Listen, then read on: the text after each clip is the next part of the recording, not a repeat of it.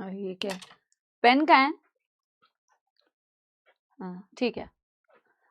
Good afternoon, good afternoon, good afternoon, नमस्कार नमस्कार नमस्कार। क्या मेरे बहुत ही प्यारे प्यारे जग से न्यारे सपोलो को नजर आ रही हैं आपकी प्यारी प्यारी जग से न्यारी समाप्ति मैम।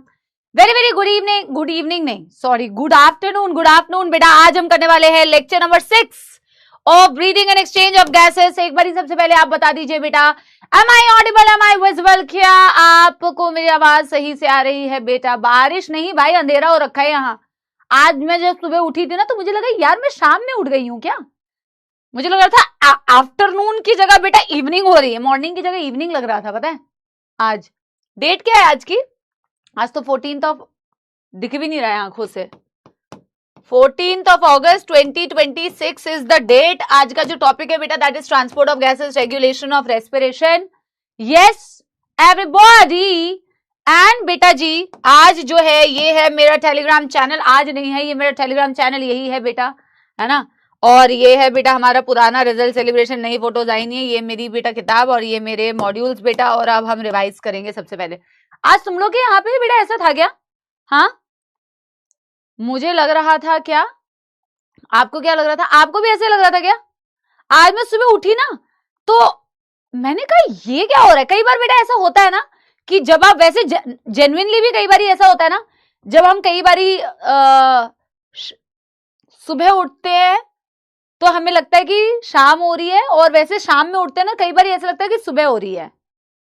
तो मेरी बात को समझ पाए? बट आज एक्चुअल में बेटा हाँ भाई अलग ही लेवल का वो माहौल हो रहा था।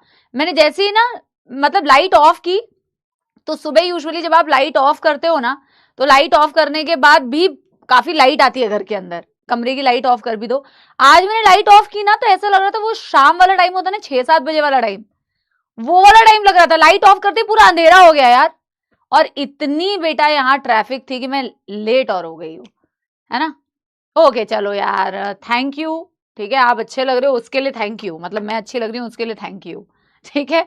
चलो यार ओके ओके, थैंक यू बेटा, थैंक यू। अब ये बताओ कि ऐसे माहौल में वैसे तुम्हें पढ़ने का मन कर रहा है? बताओ पहले, हाँ या ना बताओ। हाँ आज मौसम बड़ा बेईमान है, बड़ा बेईमान है।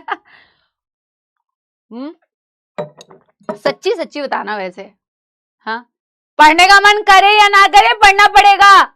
ये नहीं कि नहीं यार मैम यार पढ़ने का मन नहीं कर रहा है, मन तो नहीं करता। वैसे सच बताऊं, अगर मैं तुम मेरी दिल की बात पूछो, देखो तुम ऐसा नहीं है तुम्हारी क्लास में मुझे मजे आते हैं, मुझे आगे पढ़ाने का मन कर रहा है ना।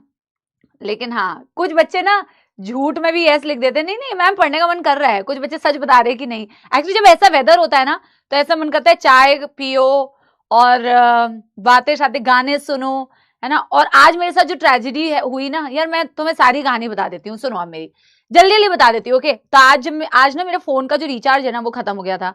तो जब मैं गाड़ी से आ रही थी तो मौसम इतना प्यारा हो रहा था मेरे को और मैं हमेशा जो है हमेशा गाने सुनते हुए आती हूँ। आई लव, मतलब music is an integral part. अगर मैं कुछ नहीं कर रही हूँ मतलब मैं गाने सुन रही होंगी ऑल द टाइम, है ना। और घर पे होती हूँ तो चाय भी पीती हूँ फिर, है ना। और अब थोड़ा वर्कआउट करती हूँ तो चाय काफी कम कर दी है मैंने, तो थोड़ी थोड़ी सी चाय ले लेती हूँ, है ना। बट एनीवे तो गाने सुनती। आज मेरे रिचार्ज खत्म हो गया था, आज मैं गाना भी नहीं सुन पाई यार। और इतनी ट्रैफिक थी कि मैं लेट भी हो गई, है ना। बट मौसम ऐसा जरूर हो रहा है, लेकिन अब मेरी भी बैक टू बैक क्लासेस है, सोने का ही मन करता है इस मौसम में। वैसे धूप आ गई है, यहाँ नहीं हुई है धूप, यहाँ धूप नहीं आई है, यहाँ तो बेटा अभी भी वैसा ही मौसम है, ठीक है। बट एनीवे गाइस पढ़ना तो है ही हमें। पढ़ने के बाद आप थोड़ा सा ब्रेक ले लेना, थोड़ा सा पढ़ने के बाद ना बेटा अगर यू फील की वेदर अच्छा है ना तो थोड़ा सा बाहर बैठ के थोड़ी चाय पी लेना यार। इतना अपने आप को ना बेटा इतना टॉर्चर भी मत किया करो, समझ रहे हो मेरी बात। कई बच्चों को ये लगता है कि हमें अपने आप को बहुत टॉर्चर करेंगे तो बहुत अच्छी तैयारी करेंगे, हमें समय ही नहीं मिलता है। ऐसा बिल्कुल नहीं है बेटा, ऐसा बिल्कुल नहीं है ओके। आप पूरे दिन भर में अपने लिए थोड़ा सा टाइम निकाल सकते हो, वॉक करने के लिए, अपना मी टाइम स्पेंड करने के लिए, है ना। फालतू की चीजों में टाइम वेस्ट करने से अच्छा है कि थोड़ा सा अपने लिए समय निकालो। ऐसा मौसम हो रहा है यार, कर लो यार 15-20 minutes, half an hour you can take out time for yourself, it's not a big deal. बच्चे बेटा सिलेक्ट होते हैं यार, अपनी हॉबीज फॉलो करते करते भी सिलेक्ट हो जाते हैं, ठीक है ना। तो क्लास खत्म होगी फिलहाल, तो ये क्लास में तुम्हें मजा आएगा। इस मौसम में मेमोरी भी तो तुमसे मिलने आई है, तो मेमोरी की क्लास में भी तो मजा आएगा। हाँ तो अब लास्ट में स्पॉटिफाई भी तो चलेगी, तो मजे आएंगे बेटा, बहुत कुछ सीखेंगे। अब इसी बात के साथ में शुरू करते हैं बेटा फुल जोश और फुल एनर्जी के साथ में समाप्ति एक्सप्रेस। आई होप बेटा इतनी बातचीत हो गई है 30 मिनट्स यार, आराम से बेटा क्लास के बाद चिल करना, मौसम बढ़िया होगा, अपने लिए बेटा 1 कप चाय बनाना, मम्मी से मत बोलना, खुद बना लेना, ठीक है ना। और बेटा मस्त मैम के गाने भी सुन सकते हो, ठीक है।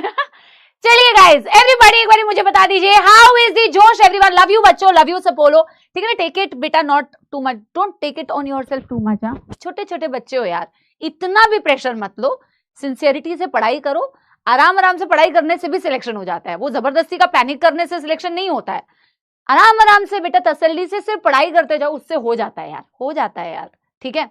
चलो, हमने कल की क्लास में बेटा पढ़ा क्या था, हमने कल की क्लास में रेस्पिरेटरी कैपेसिटीज तो नहीं, कैपेसिटीज पढ़ी थी क्या हमने कल की क्लास में? नहीं, एक्सचेंज ऑफ गैसेस पढ़ा था हमने, एक्सचेंज ऑफ गैसेस पढ़ा था बेटा। एक्सचेंज ऑफ गैसेस में हमने पढ़ा कि 2 जगह पे वैसे एक्सचेंज ऑफ गैसेस होती है। एक होती है बेटा एक्सचेंज ऑफ गैसेस जो होती है तुम्हारी between the alveoli and pulmonary capillary, और दूसरी जो बेटा एक्सचेंज ऑफ गैसेस होती है that is between your systemic capillary and your tissues. And बेटा ये एक्सचेंज ऑफ गैसेस पूरे पार्शियल प्रेशर पर ही डिपेंडेंट होते हैं, high to low, high to low. तो ऑक्सीजन का मूवमेंट ही बॉडी में इस तरीके से डिजाइंड है कि वो एटमॉस्फेयर से लंग्स, लंग्स से ब्लड, ब्लड से टिश्यू की डायरेक्शन में होगा। हाँ, कर्व तो मैं बता रही हूं, कोई बात नहीं, मैं एक बार ही रिकॉल करा दे रही हूं।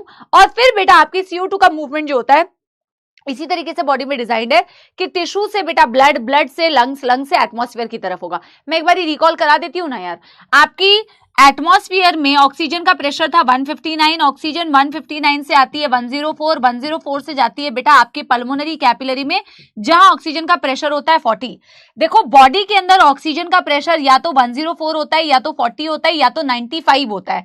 104 आपके एल्वियोलाई में होता है, 95 आपके बेटा ऑक्सीजनेटेड ब्लड में होता है, दैट्स इट, है ना। अगर मैं बात करूं बेटा CO2, तो CO2 उल्टे डायरेक्शन में जा रहा था, CO2 केवल बॉडी के अंदर 45 या तो 40 होता है।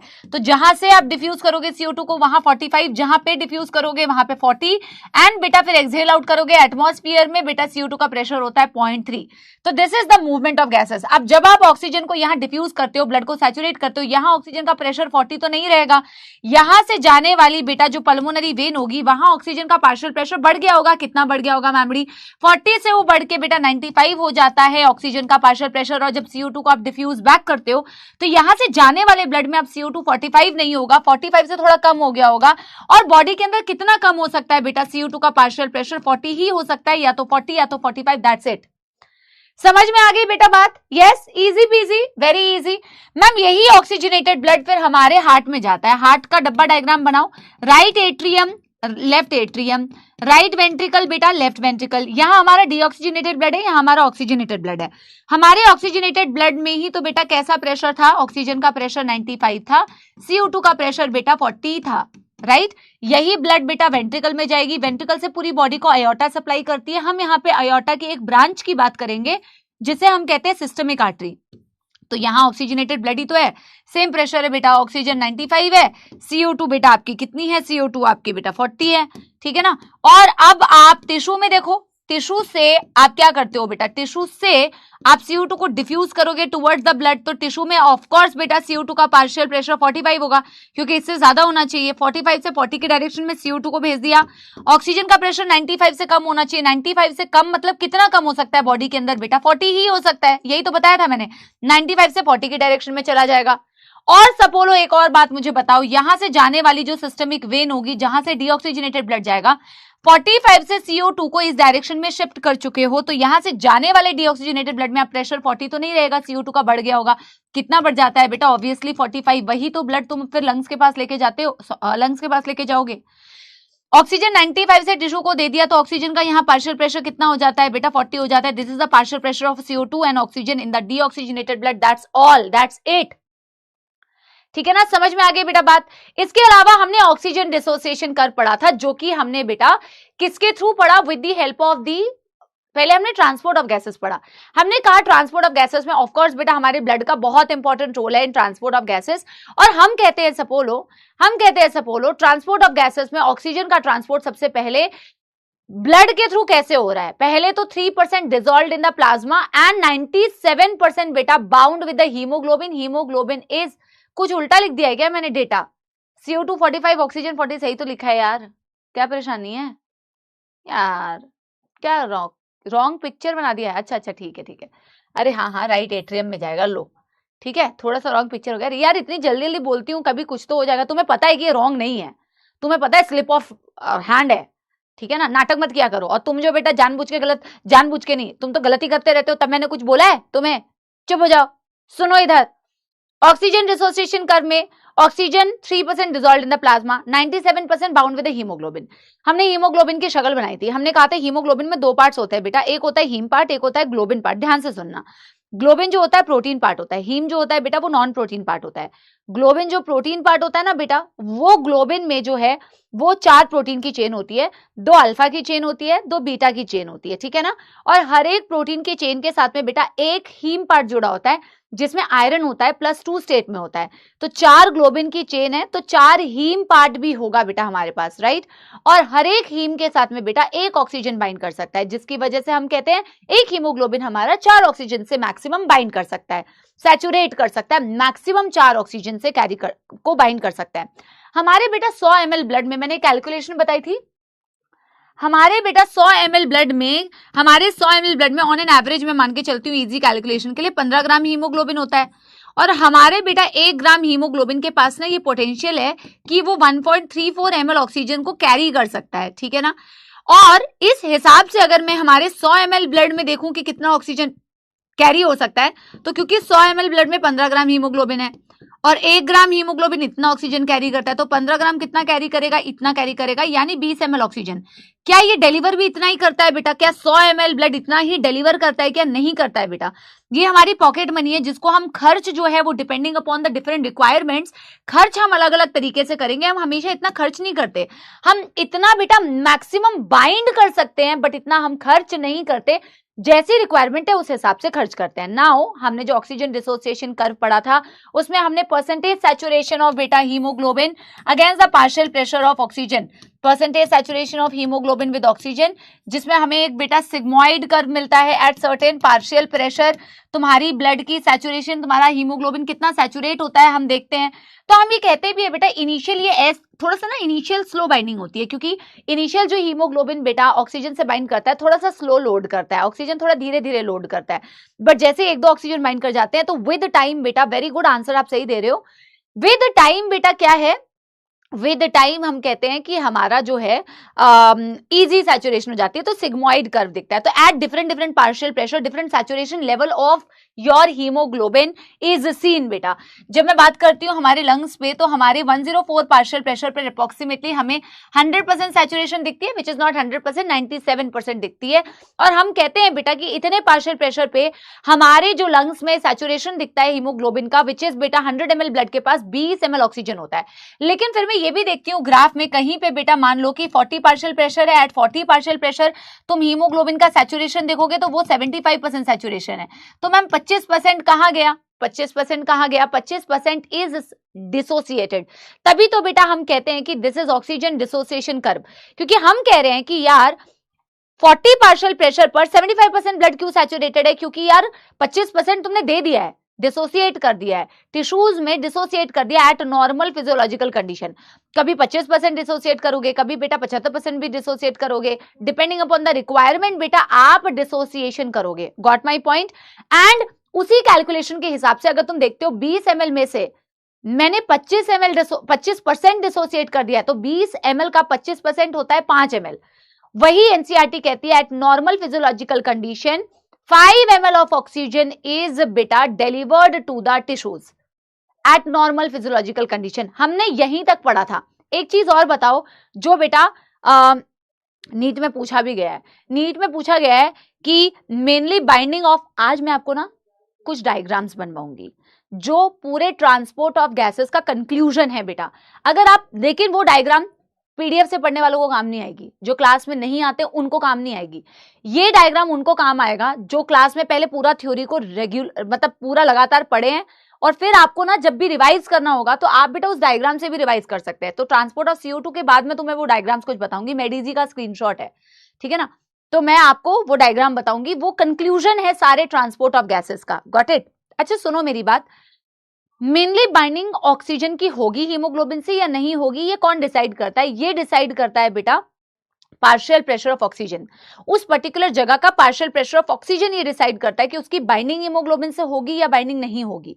अदर फैक्टर्स भी बेटा मैटर करते हैं कि CO2 का प्रेशर कैसा है वहां, हाइड्रोजन आयंस कैसे है वहां, टेम्परेचर कैसे है वहां। ऑल दीज फैक्टर्स कैन बेटा definitely interfere with the binding of oxygen with haemoglobin, but mainly it is associated with the partial pressure of oxygen. Give me a thumbs up बेटा अगर आपका क्विक रिवीजन हो गया है। Okay, it's a very good revision, ठीक है ना। दीपक, दीपक नहीं है, गोपाल आप हो क्या? दीपक कहां गया? ठीक है, डन एवरीबडी, यस। अब बेटा एनसीईआरटी में ना देखो डायरेक्टली तो ये चीज नहीं दी हुई है, shift to left and shift to right. Let me tell you, ये shift to right shift to left वाला जो ये है ना डायरेक्टली नहीं दिया हुआ, बट उसको इनडायरेक्टली जरूर मेंशन किया हुआ है कि अलग अलग सिचुएशन में, और ना पेपर में भी पूछा जा सकता है, अलग अलग सिचुएशन में तुम्हें ग्राफ ना कभी राइट कभी लेफ्ट शिफ्ट होते हुए दिखेगा। तो कौन सी कंडीशंस ऐसी होती है, अगर तुमसे पूछ लिया जाए दो ग्राफ को कंपेयर करके दे दिया जाए, तो क्या कंडीशन ऐसी है कि जब ग्राफ ये जो सिग्मॉइड डिसोसिएशन कर्व बना है वो राइट शिफ्ट हो रहा है या लेफ्ट शिफ्ट हो रहा है। क्योंकि एनसीईआरटी में बेटा फैक्टर्स तो दिए ही हुए हैं तो हमें पढ़ना पड़ेगा, ठीक है ना। भले ही अब मैं तुम्हें कुछ कुछ इसमें ना बेटा देखो अतिरिक्त ज्ञान के पॉइंट होंगे, बट मैं हमेशा तुम्हें कहती हूँ 99% तुम्हें एनसीईआरटी ही पढ़नी है। वो 1-2% जो मैं बता रही हूँ वो ध्यान रख लेना, जो मैं अभी तुम्हें क्लोराइड शिफ्ट बता दूंगी, मैं तुम्हें बोर्स इफेक्ट बता दूंगी, बट वो तुम्हारे बेटा ना एनसीईआरटी में नहीं है और कई सालों से नहीं पूछा गया है और नहीं ही पूछा जाता बेटा, ठीक है। बट कुछ कुछ कंसेप्ट को डेवलप करने के लिए मुझे कुछ कुछ चीजें तुम्हें बतानी पड़ेंगी, कुछ कुछ चीजें समझाने के लिए ट्रांसपोर्ट में बतानी पड़ेंगी, वो 1-2% एक्स्ट्रा है एंड बहुत डिफिकल्ट भी नहीं है, तो बहुत इजीली आप कर लोगे। तो हम कहते हैं बेटा this curve can shift, this curve लिखो इसे, can shift either towards right or towards left under different conditions, under different conditions, ठीक है ना, जिसे हम शिफ्ट टू लेफ्ट और शिफ्ट टू राइट कहते हैं। अब आप क्या करोगे बेटा, देखो सुनो मेरी बात, एक ही ग्राफ बनाएंगे, shift to right shift to left ऐसे करके लिखेंगे। इस साइड में सारे कंडीशन सारे फैक्टर्स जो ग्राफ को राइट साइड शिफ्ट करती है वो लिखेंगे, इस साइड में सारे वो फैक्टर्स लिखेंगे बेटा जो ग्राफ को लेफ्ट साइड शिफ्ट करती है, ठीक है ना। तो ज्यादा आपको अलग से थ्योरी लिखने की जरूरत नहीं है, एक ही जगह पे बेटा हमें सारी चीजें करनी है। Okay okay, we don't have to write another theory, graph में ही सारी चीजें करेंगे। और क्योंकि बहुत ईजी है बेटा, बहुत ज्यादा स्पेस रिक्वायर्ड भी नहीं होता है। ये थोड़ा सा टेढ़ा है क्या, इस साइड को है ना, अरे यार ठीक है यार, चलो ठीक है। ये सेम है बेटा, वही ऑक्सीजन डिसोसिएशन का, partial pressure of oxygen, percentage saturation of haemoglobin with oxygen, percentage saturation of haemoglobin with oxygen, ये जो हमारा सिग्मॉइड कर्व हमें मिला, ठीक है। अब मैं कह रही हूं ग्राफ कैन बेटा शिफ्ट टू राइट का मतलब है मेरा राइट हैंड साइड देखो, मेरा राइट हैंड देखो, this is the shift to right pink वाला, and this is the shift to left yellow वाला, जो कि बेटा अगर तुम देखोगे लैंग्वेज वाइज एनसीईआरटी में नहीं दिया हुआ बेटा, shift to right term shift to left term नहीं दिया हुआ, लेकिन क्या दिया हुआ है ये मैं बताती हूं आपको। सो दिस इज बेटा what, this is called shift to right, यहीं पे लिखना है और बिल्कुल इजी है बेटा, कंसेप्चुअल है, बहुत ही इजी है, बहुत ही इजी है, बहुत ही ज्यादा इजी है। आई एम टेलिंग यू, मैं अगर तुम्हें राइट शिफ्ट के फैक्टर्स बता दूंगी ना तो लेफ्ट शिफ्ट तो तुम खुद से कर लोगे, लेफ्ट शिफ्ट तुम्हें मेरे से चीटिंग करके लिखने की जरूरत भी नहीं पड़ेगी, आप खुद से फिर वो सारे फैक्टर्स बेटा कर लोगे जो ग्राफ को ये कर रही है शिफ्ट टू लेफ्ट। और आपको याद भी मैं हमेशा कहती हूँ एक ही याद रखना, आप दोनों का दोनों मत पढ़ना बेटा, हमेशा एक ही याद रखना, दूसरा एग्जैक्टली अपोजिट होता है। अच्छा, what is the condition and what the shift to right indicates?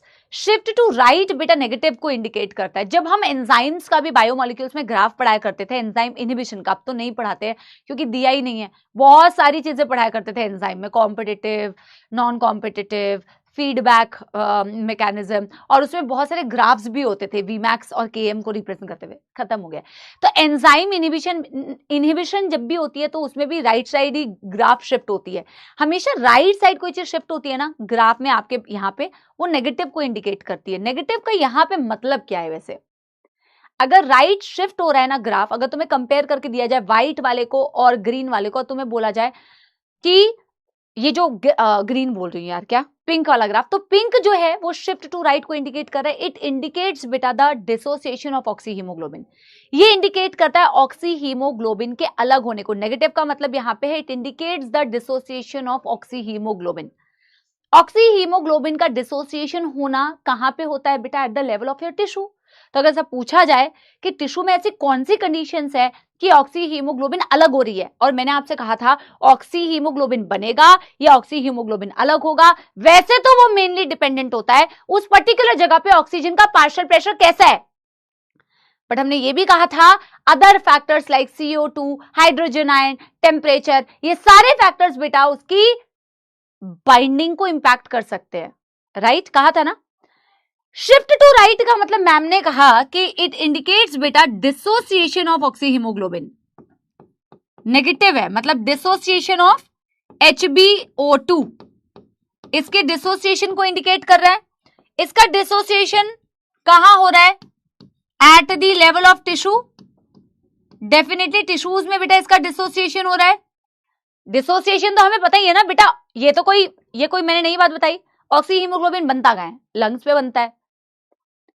जुदा कहां होता है? जहां ऑक्सीजन को डिलीवर करने की जरूरत है। डिलीवर कहां करने की जरूरत होती है? डिलीवर करने की जरूरत होती है टिश्यू वाली साइट पे।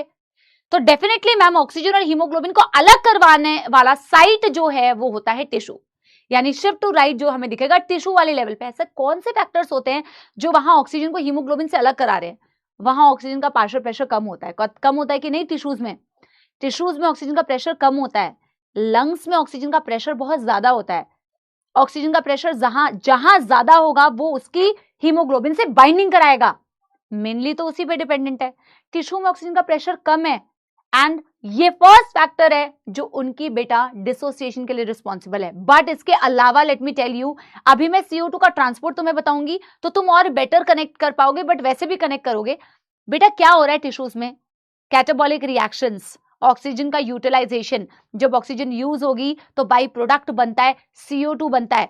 CO2 वहां बहुत ज्यादा, तो CO2 का ज्यादा होना भी बेटा HbO2 को अलग करवाएगा। और हीमोग्लोबिन तो वैसे भी किसी का सगा नहीं है बेटा।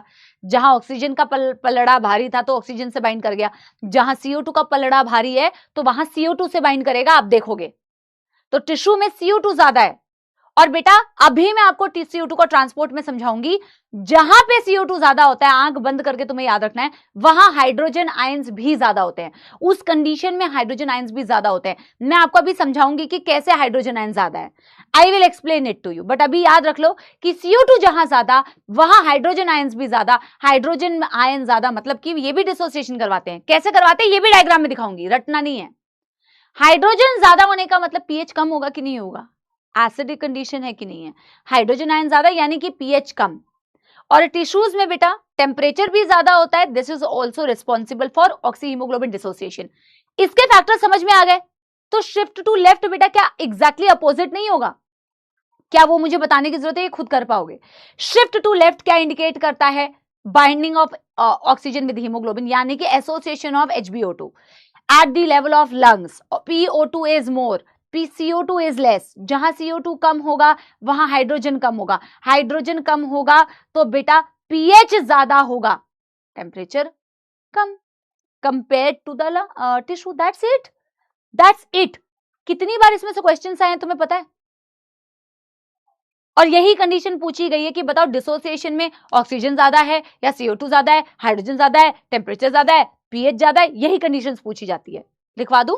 चलो, शिफ्ट टू राइट बेटा डिसोसिएशन ऑफ HbO2, और यहां हम बोलेंगे partial pressure of oxygen is less बेटा, P CO2 इज बेटा मोर, CO2 ज्यादा तो हाइड्रोजन आयन ज्यादा, यानी कि pH ma'am come, and temperature बेटा ज्यादा।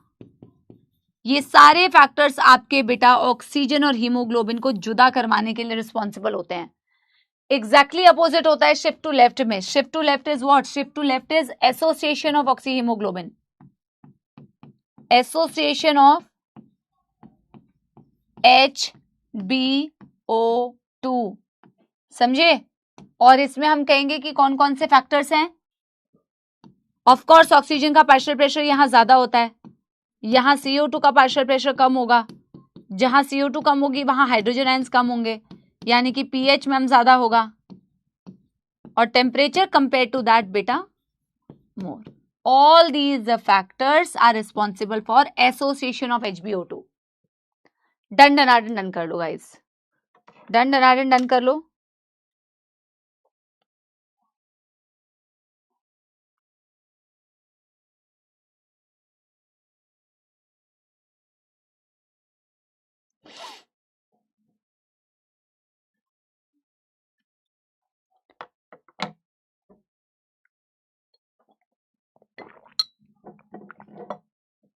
थम्स अप दे देना बेटा जैसे आपका हो जाए। Okay, give me a thumbs up.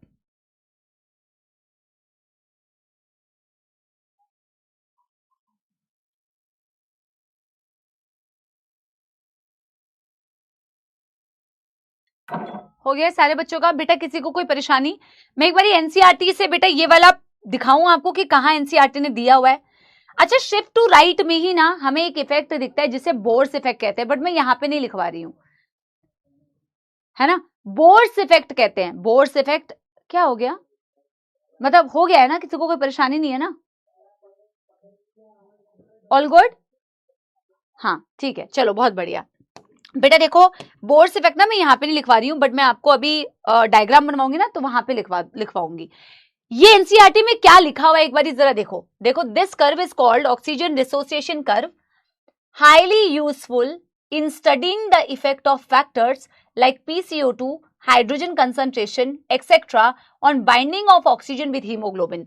बोला कि ये बहुत ज्यादा यूजफुल होता है, हमें ये सारी कंडीशंस को स्टडी करने में हेल्प करता है कि ये सारे फैक्टर्स जो है CO2, हाइड्रोजन आयंस, ये कैसे बेटा इंपैक्ट करते हैं ऑक्सीजन हीमोग्लोबिन की बाइंडिंग को। जैसे कि in alveoli where there is a high PO2, less PCO2, less hydrogen ion, low temperature, all these factors are favorable for the formation of oxyhemoglobin। यार क्या हो गया? क्या क्या लो, क्या क्या हो गया? नो क्यों कर रहे हो ये बताओ, क्या हो गया? कुछ उल्टा लिख दिया है क्या? टेम्परेचर, अरे यार ठीक है यार, टेम्परेचर फाइन, लो ठीक है, चलो टेम्परेचर ही कर रहे होगे ना। हाँ, प्रिंटिंग मिस्टेक बोला करो, ये रॉन्ग वॉन्ग मत बोला करो। ये कुछ बच्चे ना रॉन्ग लिखना स्टार्ट कर देते हैं। रॉन्ग क्या है? क्या है रॉन्ग? रॉन्ग है ये, प्रिंटिंग में मिस्टेक है ना। हाँ चलो ओके फाइन, आ जाओ आ जाओ। सुनो, जबकि बेटा टिश्यूज में जहां ऑक्सीजन कम था, CO2 ज्यादा है, हाइड्रोजन आयन ज्यादा है, हाई टेम्परेचर है, ये सारे फेवरेबल है डिसोसिएशन ऑफ ऑक्सी हीमोग्लोबिन के लिए। दिस क्लियरली इंडिकेट, ये इंडिकेट करता है oxygen gets bound to the haemoglobin at the lung surface and get dissociated at the tissue. और ये वाली बात तो हम कल कर चुके हैं। बोला ये क्लियरली इंडिकेट करता है कि ऑक्सीजन जो है बाइंड करता है हीमोग्लोबिन से लंग्स वाली साइड पे और डिसोसिएट करता है बेटा आपके टिश्यू वाली साइड पे। सही है यार मेमोरी, यार क्या प्रॉब्लम है? हंसो मत यार, ज्यादा हंसो मत। चलो इधर आओ। ट्रांसपोर्ट ऑफ CO2 बहुत छोटा सा है, इसमें कोई कर्व शर्व भी नहीं है, तो तुम्हारे भी मजे आएंगे। देखो, ट्रांसपोर्ट ऑफ CO2 में कोई कर्व तो नहीं है, बट बेटा इसमें एक डायग्राम है जो हम बनाएंगे। Transport of CO2 guys, okay. जैसे ऑक्सीजन का ट्रांसपोर्ट दो तरीके से हुआ, CO2 का ट्रांसपोर्ट भी दो नहीं बल्कि तीन तरीके से होता है, ठीक है। इसमें तीन तरीके से ट्रांसपोर्ट होता है, ओके। सबसे पहले हम लिखते हैं guys transport of CO2। Number one dissolved in the plasma directly plasma में ही बेटा डायरेक्टली डिफ्यूज हो गया, डिसॉल्व हो गया. This is approximately 7%. Okay, number 1. Number 2 तरीका इज बाउंड विद हीमोग्लोबिन. अच्छा, ये भी एक रिवर्सिबल रिएक्शन होती है और मैं तुम्हें एक बार दिखा दूं. हीमोग्लोबिन CO2 कॉम्बो ऑफर चल रहा है अभी, HbCO2. इसे क्या बोलते हैं सपोलो? इसे बोलते हैं कार्बोक्सी हीमोग्लोबिन. क्या? नहीं, कार्ब कैरा लिख दिया मैंने यार. कार्ब अमीनो हीमोग्लोबिन बोलते हैं, कार्बोक्सी नहीं बोलते हैं. कार्बोक्सी गलत हो जाएगा, हीमोग्लोबिन गलत. तो मैं भी बोलते बोलते स्पेलिंग ऐसे कर दूंगी ना, बोलती भी तो रहती हूँ और लिखती भी रहती हूँ यार, मुश्किल होता है गाइस. कार्बोक्सी हीमोग्लोबिन होता है कार्बन मोनोऑक्साइड की बाइंडिंग. जब कार्बन मोनोऑक्साइड बाइंड करता है ना बेटा, तो कार्बोक्सी हीमोग्लोबिन कहलाता है. और भाई अगर कंपटीशन लगाओगे ना ऑक्सीजन और कार्बन मोनोऑक्साइड की, हम ह्यूमन हेल्थ एंड डिजीजेस में भी पढ़ेंगे, अगर तुम दोनों का कंपटीशन लगाओगे तो कार्बन मोनोऑक्साइड जीत जाएगा, बिकॉज उसकी बाइंडिंग होती है 250 टाइम्स उसकी ज्यादा मोहब्बत होती है हीमोग्लोबिन के लिए. 200 से 250 टाइम्स ज्यादा एफिनिटी मोहब्बत रखता है वो हीमोग्लोबिन के लिए. तो अगर ऑक्सीजन और बेटा कार्बन मोनोऑक्साइड में रेस लगेगी कि मैं हीमोग्लोबिन से बाइंड करूं, मोनोऑक्साइड जीतेगा. जो लोग स्मोकिंग करते हैं उनकी बॉडी में ऑक्सीजन का लेवल कम होता है, ऑक्सीजन हीमोग्लोबिन का लेवल कम होता है, क्योंकि उसकी हीमोग्लोबिन ने सारी मोहब्बत तो बेटा कार्बन. हीमोग्लोबिन का बेटा कोई सही मुझे चरित्र नहीं लग रहा है, ठीक है. ऐसा कुछ नहीं है बेटा, है ना. Haemoglobin is a good person. सिर्फ इससे थोड़ी चरित्र डिसाइड कर लोगे तुम, कैसी बातें कर रहे हो. चुपचाप से सुनो. हीमोग्लोबिन जो है दिलफेक टाइप का है. दिलफेक क्या होता है? जो सबसे प्यार कर रहे हैं, है ना. प्यार कहता है कि प्यार की कमी है दुनिया में, वैसे ही लोग किसी से प्यार नहीं करते हैं. हम सबसे प्यार कर रहे हैं. हमें ऑक्सीजन से भी मोहब्बत है, हमें CO2 से भी मोहब्बत है, हमें कार्बन मोनोऑक्साइड से भी मोहब्बत है ना. तो कार्ब अमीनो हीमोग्लोबिन बनता है जब हीमोग्लोबिन और CO2 कंबाइन करते हैं. और बेटा हीमोग्लोबिन से कार्बन डाइऑक्साइड जो होता है वो हीम पार्ट पे बाइंड नहीं करता, वो ग्लोबिन पार्ट पे बाइंड करता है, ठीक है ना. तो हम यहाँ पे लिखेंगे it binds to the globin part. It binds to the globin part. Globin part से बाइंड करता है बेटा, हीम पार्ट से बाइंड वो नहीं करता है. समझ में आ गई बेटा बात? Yes everybody. And third the most important. अच्छा, ये कितने परसेंटेज को अलग कलर से लिखते हैं यार, थोड़ा अलग हाईलाइट होगा. ये 7% था, ये होता है बेटा 20 से 25%. और कहीं कहीं पे एनसीईआरटी में तो यही दे रखा है, कहीं कहीं पे 23% भी दिया होता है, कोई दिक्कत नहीं है ना. एंड तीसरा जो है बेटा थर्ड टाइप ऑफ ट्रांसपोर्ट जो मैक्सिमम बेटा CO2 का ट्रांसपोर्ट होता है एज बाइकार्बोनेट. CO2 हाईएस्ट बेटा transported in the form of bicarbonate. अब दिस इज वेरी इंपॉर्टेंट बेटा, बाइकार्बोनेट के फॉर्म में होता है ये अप्रोक्सीमेटली 70%, विच इज बेटा मैक्सिमम, ठीक है ना. हाईएस्ट जो होता है बेटा it is transported as bicarbonate. But यहां पे एक बहुत इंपॉर्टेंट कैच है, ध्यान से सुनना, बहुत इंपॉर्टेंट कैच है. ऊपर वाला तो बड़ी इजी है यार, प्लाज्मा में डिसॉल्व हो गया, हीमोग्लोबिन से बाइंड कर गया. बाइकार्बोनेट में एक बहुत इंपॉर्टेंट कैच है. इसके लिए ना बेटा मैं एक काम करूं, मैं एक डायग्राम बना दूं. डायग्राम मतलब पूछ नहीं रही हूं, डायग्राम बनाओ. ये देखो आरबीसी, क्या मस्त हमने बड़ी सी आरबीसी बनाई है, तुम्हें बनानी है बेटा. ये आरबीसी बनाया मैंने. आरबीसी के बाहर का जो लिक्विड है, लिक्विड उसे प्लाज्मा बोलते हैं. दैट इज द बेटा द मैट्रिक्स, राइट.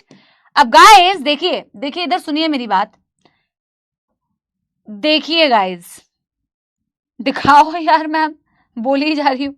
ये CO2 है ना, ये CO2 क्या करता है बेटा, आरबीसी के अंदर जाता है, H2O से कंबाइन करता है और एक रिएक्शन करता है जिसे आगे जाके बनता है H2CO3, ओके, कार्बोनिक एसिड. फिर बेटा वो फिर से डिसोसिएट करता है, ये रिवर्सिबल रिएक्शन है सारे. H2CO3 अलग होंगे तो बनेगा हाइड्रोजन आयन प्लस बाइकार्बोनेट. अब बना बाइकार्बोनेट, समझो मेरी बात। और ये कौन सा एंजाइम बेटा, इस रिएक्शन एंजाइम है जो इस रिएक्शन को कैटेलाइज कराता है, that is carbonic anhydrase, the fastest enzyme in your body. अब बायोमोलिक्यूल्स में पढ़ोगे इसके बारे में कि भाई एंजाइम के बिना भी बाइकार्बोनेट बनता है, एंजाइम के साथ भी बनता है, और बहुत डिफरेंस होता है बेटा। मैं आपको पढ़ाऊंगी इसके बारे में कि कितना फास्ट एंजाइम है। तो कार्बोनिक एनहाइड्रेज बेटा क्या करता है ना, ये बाइकार्बोनेट के फॉर्म में जो ट्रैवल कर रहा है आपका CO2, जो हाईएस्ट CO2 ट्रैवल कर रहा है एज बाइकार्बोनेट, ये बाइकार्बोनेट बनता कहां है, बाइकार्बोनेट बनता है तुम्हारे आरबीसी के अंदर। CO2 जाता है, H2O से रिएक्ट करता है, H2CO3 बनाता है, H2CO3 डिसोसिएट करता है, हाइड्रोजन आयंस बनते हैं और बाइकार्बोनेट बनते हैं। But the catch brother and sister is not this, the catch is कि ये बाइकार्बोनेट बन तो जाता है आरबीसी के अंदर, बट जब भी इसे ट्रैवल करना होता है तो ये यार हर किसी को यार धोखा ही मिल रहा है यहाँ पे जिंदगी में, यार क्या लगा रखा है इन्होंने। इसने आरबीसी का सहारा लिया यार, सपोलो आरबीसी का सहारा लिया कि बनूंगा तो मैं तेरे अंदर ही, और फिर इसने पता है क्या किया, डिच कर दिया इसको, कहा कि यार एक काम करता हूं, ट्रैवल तो मैं हमेशा प्लाज्मा में ही करूंगा, ठीक है ना, ट्रैवल मैं प्लाज्मा में ही करूंगा। बाइकार्बोनेट बनता किधर है, आरबीसी के अंदर, बट इसे जाना, इस ब्लड को जाना कहां है बेटा, CO2 को एक्सहेल आउट करोगे ना, इस ब्लड को जाना तो अल्टीमेटली लंग्स के पास है ना, ताकि तुम इसे एक्सहेल आउट कर सको। ये ब्लड ट्रैवल करके जाएगा तो लंग्स के पास ही, तो ट्रैवल करने के लिए ये सहारा प्लाज्मा का लेता है। समझ रहे हो मेरी बात, इट इज ऑलवेज बेटा travelling dissolved in the plasma as bicarbonate, बाहर जाके सोडियम पोटेशियम बाइकार्बोनेट के फॉर्म में बेटा एग्जिस्ट करता है, सोडियम आयन पोटेशियम आयन से बाइंड करके सोडियम पोटेशियम बाइकार्बोनेट के फॉर्म में बेटा एग्जिस्ट करता है। Did you get my point, this is a very important catch सपोलो। धोखा ही मिल रहा है गाइस जिंदगी में ना, चाहे फिर वो इंसान हो, चाहे फिर वो बेटा कोई भी हो, देख रहे हो। लेकिन पता है अभी अभी मैं तुम्हें बताऊंगी इस आरबीसी कहानी, या आरबीसी एक गाना गाएगा कि हम जुदा हो गए, रास्ते खो गए, मगर हम मिलेंगे, और ये मिलेंगे अभी देखना तुम, है ना। और फिर ये लेकिन ये ना वो वाला गाना नहीं गा पाता, ठुकरा के मेरा प्यार, क्योंकि ये आरबीसी जो है ये मूर्ख है, अभी तुम देखना, ठीक है ना। अरे यार समझ में आ गया, सुनो इसमें हम लिखेंगे बट इट ऑलवेज, पहले तो लिखेंगे, यहां नहीं लिखेंगे, एक सेकेंड रुको मैं बताती हूं क्या लिखना है, मैं बताती हूं गाइज, मैं बताती हूं। यहां लिखेंगे bicarbonate formed in the plasma,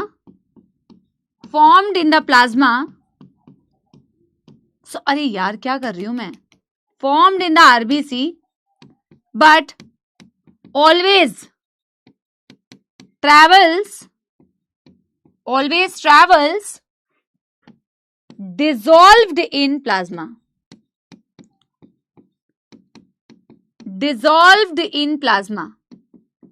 ठीक है।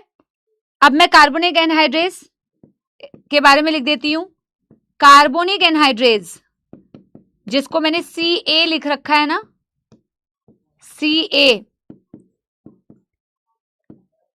mediates this reaction, और कार्बोनिक एनहाइड्रेज केवल आरबीसी में नहीं होता, ये भी स्टेटमेंट बेस्ड क्वेश्चन में पूछा जा सकता है। कार्बोनिक एनहाइड्रेज हाई कॉन्सेंट्रेशन में जरूर मिलता है बेटा आरबीसी के अंदर, but in some amount it is also present in the plasma, ठीक है ना। Carbonic anhydrase maximum amount in RBC, but in some amount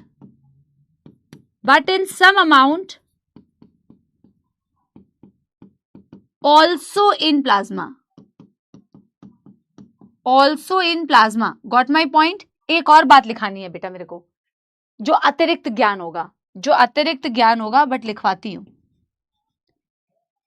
पहले तो मुझे बेटा सिर्फ इतना बताओ कि CO2 के ट्रांसपोर्ट में कोई परेशानी, 7% बेटा डायरेक्टली प्लाज्मा में डिसॉल्व हो गया, हीमोग्लोबिन से बाइंड करके HbO2 कार्बमिनो हीमोग्लोबिन बनाया, बट ये हीम पार्ट से बाइंड नहीं करता, ये हमेशा बाइंड करता है बेटा ग्लोबिन पार्ट से। HbCO2 के फॉर्म में 20 से 25% ट्रैवल करता है, मैक्सिमम ट्रैवल करता है एज बाइकार्बोनेट, बट बाइकार्बोनेट बनता आरबीसी के अंदर है। ये रिएक्शन चलती है CO2 plus H2O, H2CO3, H2CO3 dissociates to form H plus and hydrogen HCO3 minus, जो कार्बोनिक एनहाइड्रेट्स करवा रहा होता है। The fastest enzyme in our body, ये फास्टेस्ट एंजाइम अभी लिखने की जरूरत नहीं है, बायोमोलिक्यूल्स में लिखेंगे। कार्बोनिक एनहाइड्रेट्स हाई कॉन्सेंट्रेशन में प्रेजेंट होता है आपके आरबीसी के अंदर, but in some concentration it is also present in the plasma. Bicarbonate है बहुत ही चंट, वो बनता तो है आरबीसी के अंदर, बट जब उसे ट्रैवल करना होता है सपोलो, तो वो हमेशा आरबीसी से बाहर आ जाता है, प्लाज्मा में ही डिसॉल्व होके ये ट्रैवल करना चाहेगा। परेशानी तो नहीं? यस एवरीबॉडी, आगे बढ़े फिर। यस, गुड है। अब देखो बेटा, ये थोड़ा सा अतिरिक्त ज्ञान है। आयनिक बैलेंस मेंटेन करने के लिए ना बेटा होता क्या है, एक बाइकार्बोनेट जब तुम आरबीसी से प्लाज्मा में ट्रांसफर करते हो, एक नेगेटिव आयन बाहर कर दिया ना, तो आयनिक बैलेंस को मेंटेन करने के लिए एक क्लोराइड आयन को एक्सचेंज करते हो, इसके बदले बेटा उसे आरबीसी के अंदर भेजते हो ताकि नेगेटिव आयंस का बैलेंस कर सको। This is called as chloride shift, ठीक है ना। तो एक माइनस को अगर बाहर किया तो एक माइनस को अंदर ले लेना, क्लोराइड आयन के शिफ्टिंग को बोला जाता है बेटा क्लोराइड शिफ्ट। इसे हैमबर्गर्स फिनोमिना भी कहते हैं। इट इज टू मच अतिरिक्त ज्ञान। If you want to remember you can remember बेटा, if you don't want to remember still you will remember, क्योंकि मैंने इतने अच्छे से बताया है तो याद तो रहेगा ना गाइस। बैलेंस करने के लिए बेटा इसे करते हैं हम, इसके बारे में लिख रहे हैं। दिस इज कॉल्ड एज बेटा chloride shift, just for maintaining the ionic balance. Okay, chloride shift को हैमबर्गर फिनोमिना भी कहते हैं। ये ना बेटा पता है, मतलब हायर स्टडीज में पढ़ते हो, लेकिन ना मैं तो जब बहुत पहले बेटा सिलेबस भी ऐसे डिफाइन नहीं होता था, तब भी सेंस बनता था, अभी तो वैसे है नहीं। To balance the movement of HCO3 minus chloride ion shifted into RBC, इसी को बोलते हैं क्लोराइड शिफ्ट। एक्स्ट्रा ज्ञान, वो क्या बोलते हैं यार, बोर इफेक्ट भी यहीं पे दिखता है, बट मैं यहाँ खिचड़ी नहीं पकाऊंगी, मैं एक डायग्राम दिखाऊंगी फिर तुम्हें बताती हूँ। पहले यहाँ तक डन कर लो, पहले यहाँ तक डन कर लो। एनसीईआरटी की रीडिंग कराऊंगी फिर बेटा वो डायग्राम्स बताऊंगी आपको, पहले यहाँ तक नोट कर लो गाइस। यस, अच्छा एक दो पॉइंट और है, और उसी डायग्राम में पहले मैं बोर्स इफेक्ट तुम्हें बताऊंगी। डन कर लेना तो थम्स अप दे देना। Okay,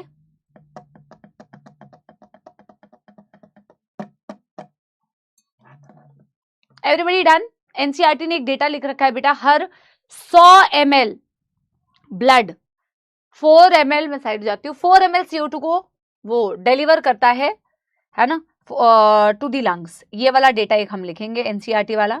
every 100 ml of deoxygenated blood delivers 4 ml of CO2 to the lungs या फिर एल्वियोलाई।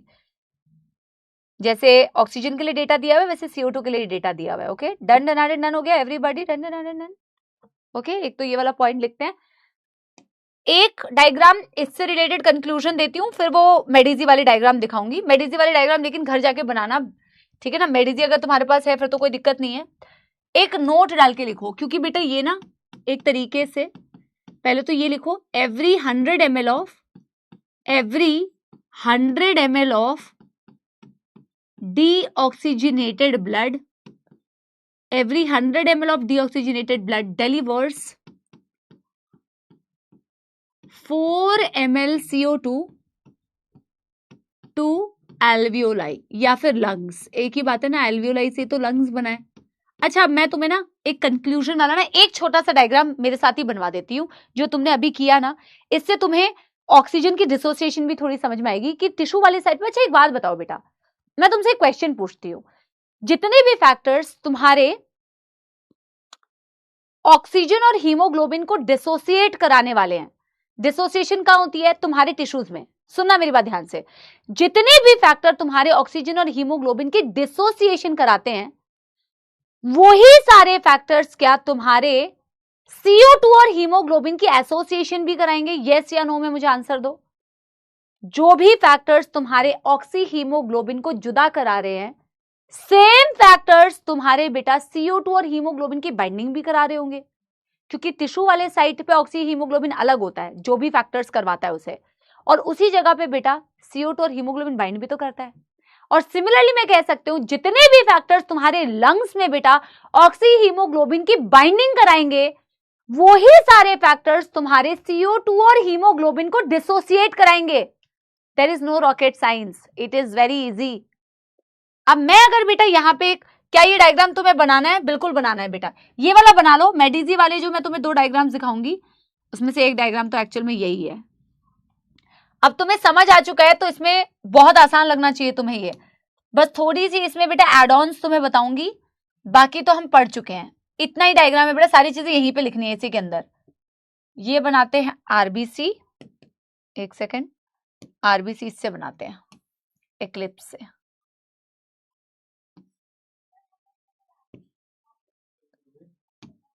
ठीक है, अब बेटा एक सेकंड देखना, मेरी तरफ देखो, एक बारी मेरी तरफ देखो यार, देखो देखो सुनो। यहां हम CO2 की बात कर रहे हैं, ये टिश्यूज है, ये टिश्यूज है सपोलो। टिश्यूज में वो कैटाबॉलिक रिएक्शन हुआ, आपकी CO2 बनी होगी। अब ये CO2 का ट्रांसपोर्ट दिखा रही हूं मैं। यहां जितने भी फैक्टर्स है, नहीं, यहां जितने भी फैक्टर्स है वो सारे फैक्टर्स बेटा CO2 की बाइंडिंग कराएंगे, ऑक्सीजन को डिसोसिएट कराएंगे। मेरे को ना, मैं कमेंट सेक्शन एक बार खोलती हूं, मुझे एक बात बताओ बेटा, क्या ये वो वाला ब्लड है जहां ऑक्सीजन हीमोग्लोबिन से बाइंड होके आया होगा और उसे यहां डिसोसिएट होना होगा? मुझे बताओ कि टिश्यू वाले साइड पे अगर मैं कह रही हूं ये सिस्टमिक कैपिलरी है, तो क्या इस वाले ब्लड के अंदर तुम्हें ऑक्सी हीमोग्लोबिन दिखेगा कि नहीं दिखेगा, जिसे अभी डिसोसिएट होना है क्योंकि उसे टिश्यू को डिलीवर होना है? बताओ हाँ या ना, बताओ हाँ या ना। ये सिस्टमिक आर्टरी होगी, यहां से सिस्टमिक वेन होगी, क्या यहाँ पे ऑक्सी हीमोग्लोबिन आया होगा कि नहीं आया होगा? आया होगा ना गाइस। अब एक बार ही देखो मेरे डायग्राम को, तुम्हें कंसेप्ट अगर समझ में आ गया तो कोई दिक्कत नहीं है। CO2 बेटा 7% directly dissolve in the plasma. अगर ये RBC है, अगर गाइस ये RBC है तो RBC के बाहर ये प्लाज्मा है, तो प्लाज्मा में CO2 बेटा 7% डिलीवर हो गया ना, ऐसे ट्रांसपोर्ट हुआ। ये कंक्लूजन डायग्राम है बेटा, this is like a revision, ये रिवीजन है जो पढ़ा है हमने, ठीक है ना। अब ये CO2 बेटा हीमोग्लोबिन से भी बाइंड करता है। अब मेरे को ध्यान से देखो, मैंने अभी तो बेटा, क्योंकि हम लोग जब पहले पढ़ते हैं तो हम इजी वे में दिखा देते हैं, हीमोग्लोबिन से बाइंड कर गया, HbCO2 बना लिया, बट एक्चुअल में बेटा जैसे ही यहाँ पे सिचुएशन ऐसी होती है जहां बेटा CO2 का पार्शियल प्रेशर ओवरऑल ज्यादा दिखता है, ऑक्सीजन कम दिखता है, हाइड्रोजन आयन ज्यादा दिखते हैं, टेम्परेचर ज्यादा दिखता है, ये जो HbO2 आया था ना, एक्चुअल में यही CO2 जो है बेटा इन दोनों को अलग कराएगा। देख रहे हो, जब ये इस हीमोग्लोबिन को CO2 दिखेगा ना यहाँ पे, तो ये इसको बेटा डिसोसिएट करा देगा, और जब ये इसको डिसोसिएट कराएगा तो बेटा क्या होगा, ऑक्सीजन अलग हो जाएगा और HbCO2 बन जाएगा। समझ रहे हो? और यही ऑक्सीजन आप टिश्यूज को दे रहे हो। पहले मुझे बताओ, यहां तक किसी को कोई परेशानी? किसी को कोई परेशानी? ये जो HbO2 आया था ना, इसको अलग कराने वाले फैक्टर CO2 होता है, इसको अलग कराने वाला फैक्टर हाइड्रोजन आयंस भी होते हैं। इसकी अलग होने की वजह ऑक्सीजन खुद भी होता है भाई, हाँ, क्योंकि ऑक्सीजन का पार्शियल प्रेशर कम है। सिमिलरली बेटा एक बारी यहां पे देखो, सिमिलरली CO2 थर्ड फॉर्म में कैसे ट्रांसपोर्ट होता है? CO2 थर्ड फॉर्म में हाइड्रोजन आयन से बाइंड किया, जो अभी मैंने बताया, सॉरी यार क्या कर रही हूं यार मैं, H2O से बाइंड कर रहा है, अच्छा चलो रिवर्सिबली बना लो, H2CO3 बना रहा है, H+ बना रहा है और बाइकार्बोनेट बना रहा है। क्या ये हम ऑलरेडी पढ़ चुके हैं? अभी 70% ऐसे ही ट्रांसपोर्ट हुआ था। बाइकार्बोनेट को प्लाज्मा में भेज देते हो, ट्रैवल करवाते हो प्लाज्मा में, हाँ या ना। ये जो हाइड्रोजन आयन देख रहे हो ना बेटा, ये क्या करता है पता है तुम्हें? इधर देखो, ये जो HbO2 भाई साहब आए थे ना, और भी तो बहुत सारे HbO2 होंगे, ये हाइड्रोजन आयंस बेटा आपके HbO2 को डिसोसिएट कराते हैं, जो हम कहते हैं ना at the level of tissue high hydrogen ion, high CO2। अच्छा, एक चीज और समझ में आई, एक चीज और समझ में आई, बताओ क्या? जहां CO2 ज्यादा है वहां हाइड्रोजन आयन ज्यादा क्यों है? ये चीज समझ में आई कि नहीं आई, बताओ? जहां CO2 ज्यादा है वहां हाइड्रोजन आयन ज्यादा क्यों है? क्योंकि जहां CO2 ज्यादा होता है वहां हाइड्रोजन आयन ज्यादा बनते हैं गाइस। ये वाली रिएक्शन चलती है जो हमने पढ़ा ना, wherever CO2 is more, hydrogen ions will be more because CO2 will combine with H2O, it will form H2CO3, it will dissociate to form hydrogen ions and bicarbonate. जहां CO2 ज्यादा वहां हाइड्रोजन अल्टीमेटली बनी रहे यार, है ना? और यही हाइड्रोजन आयंस बेटा फिर इन दोनों को डिसोसिएट कराते हैं। मुझे जरूरत नहीं थी कि मैं तुम्हें बेटा वैसे ये बताऊं, ऑनेस्टली तुम फैक्टर्स पढ़ चुके हो, तुम फैक्टर्स पढ़ चुके हो बेटा, तुम ऑलरेडी ये सीख चुके हो। और ये बस ओवरऑल बेटा सारी चीजों का, ये एक तो ना बेटा पढ़ने वाले बच्चे नहीं आते हैं ना, अगर तेरे मन में खिचड़ी पक रही है तो खा ले बेटा खिचड़ी, यहां कमेंट्स में बेटा खिचड़ी मत पका, चुप मार के बैठ के खा ले खिचड़ी, पूरे साल भर यही करना है ना? जिस अब तुमने मतलब सारी चीजें पढ़ी है, ये उसका रिवीजन है एक तरीके से। मैं नहीं भी बताती तो भी तुम्हारे सारे सॉल्व हो रहे होते क्वेश्चंस, मैं बता दूं तुम्हें। ये एफर्ट तो मैंने सिर्फ इसलिए मारा कि एक डायग्राम से तुम्हें दिख जाए, वो तुम्हें रटना ना पड़े, इसीलिए बता रही हूं कि वो सारे फैक्टर्स कैसे ऑक्सीजन हीमोग्लोबिन को अलग करा रहे हैं, इसलिए बता रही हूं। नहीं भी बताऊंगी तो तुम्हारे क्वेश्चन वैसे भी सॉल्व होंगे बेटा, है ना? खिचड़ी बनाओ, उपमा बनाओ, वटेवर बनाओ बेटा, बातें बनाओ हवा में, है ना, कि ऐसे हो गया वैसे हो गया, पढ़ाई मत करो बस। आओ इधर बेटा, ये तो CO2 का ट्रांसपोर्ट दिखाया ना मैंने। अच्छा एक बात यार, इसमें क्या नालायकी है मुझे ये बताओ यकीनियंस, एक बार मुझे बताओ, सुनो सुनो, क्या कौन सी एप्लीकेशन करोगे? डॉक्टर बनना है ना? जरा सा ऑक्सी हीमोग्लोबिन लगा दिया तो कुछ बच्चों को मौत आ रही है यहाँ पे, हैं?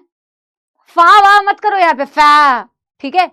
मुझे ये बताओ, अभी मैंने CO2 का ट्रांसपोर्ट तुम्हें समझाया था, ये CO2 का ट्रांसपोर्ट ही तो है कि CO2 प्लाज्मा में डिसॉल्व हो गया, CO2 ने HbCO2 बना लिया, CO2 ने बाइकार्बोनेट बना लिया। क्या बताया मैंने कौन सी नई चीज बताई? मैंने एक नई चीज बताई थी कि यार ये जो CO2 हीमोग्लोबिन से बाइंड करता है ना, ये ऐसे भी बाइंड करता है, ये हीमोग्लोबिन की सीट खाली करके, ऑक्सीजन की सीट खाली करके खुद बाइंड करता है, ऐसे भी ये बेटा हीमोग्लोबिन से बाइंड करता है।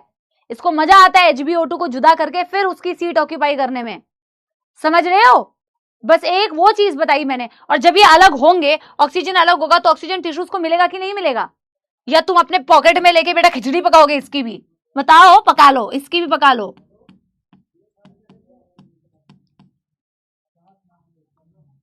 और सिमिलरली मैंने ये बताया कि यही वाली रिएक्शन चल रही थी, मैंने तुमसे बोला यार जहां पे CO2 ज्यादा होता है वहां हाइड्रोजन आयन ज्यादा होता है। बेटा केमिस्ट्री पढ़ते कैसे हो तुम लोग? कैसे केमिस्ट्री पढ़ते हो ये बताओ? इतनी वाली केमिस्ट्री नहीं समझ में आ रही है, हैं? नालायकों, सुनो इधर, जहां CO2 ज्यादा वहां हाइड्रोजन आयन ज्यादा, क्योंकि ये रिएक्शन चल रही है। ये हाइड्रोजन आयंस भी बेटा वो फैक्टर्स थे जो ऑक्सी हीमोग्लोबिन को डिसोसिएट कराते थे। याद करो, टिश्यू में CO2 ज्यादा, हाइड्रोजन आयन ज्यादा, हाइड्रोजन आयन कैसे डिसोसिएट कराते हैं? ये देखो, अलग कर देंगे इन दोनों को, देखो हाइड्रोजन आयन हीमोग्लोबिन से कंबाइन कर जाएगा, इसे हीमोग्लोबिनिक एसिड बोलते हैं। तुम्हें लिखने की जरूरत नहीं है क्योंकि तुम्हारा फा हो जाएगा, ठीक है ना? अभी तुम जो कर रहे हो ना ये, अभी देखो ये ऑक्सीजन अलग हो गया, हीमोग्लोबिन और ऑक्सीजन अलग हो गए, ऑक्सीजन डिलीवर हो गया टिश्यू को, यही तो तुम करते हो यार। और ऑक्सीजन यहां से भी तो बेटा डिलीवर होगा ना, ऑक्सीजन कुछ प्लाज्मा में भी आया होगा, प्लाज्मा से भी ऑक्सीजन डिलीवर होगा। बताओ, ऑक्सीजन की डिलीवरी हो रही है, CO2 की बाइंडिंग हो रही है, पता नहीं इसमें कौन सी रॉकेट साइंस हमने लगाई है। हाँ ये बताओ, कौन सी रॉकेट साइंस ऐसी लगाई है जो तुम्हें बेटा नहीं समझ में आ रही है? सच्ची बता रही हूं बेटा, ये मत सोचना कि मैं बता रही हूं क्योंकि मैं पढ़ा रही हूं ऐसे, मैं तुम्हें जेन्युइनली बता रही हूं। It is very easy.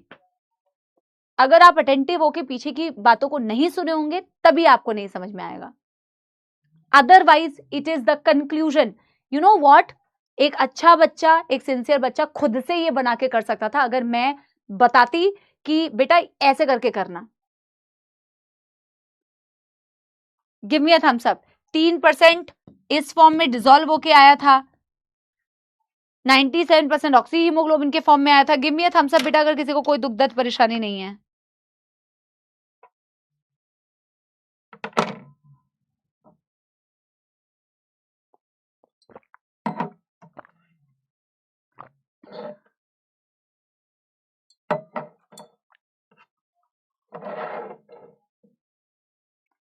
Yes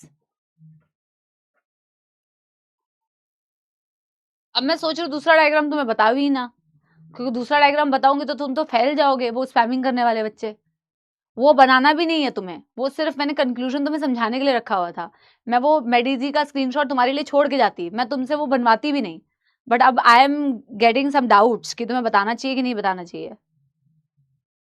अब इसमें अच्छे बच्चे फिर कमेंट में लिखेंगे बाद में, मैम यार आप उन स्पैमर के चक्कर में ये मत किया करो, बता दिया करो, ये बोलेंगे। ठीक है, माइनस नहीं माइनस मुझे नहीं मिलते हैं गाइज, मुझे प्लस ही प्लस मिलते हैं। थम्स अप है, ऑल गुड। पहले एनसीईआरटी की रीडिंग कराती हूँ, पहले एनसीईआरटी की रीडिंग कराती हूँ।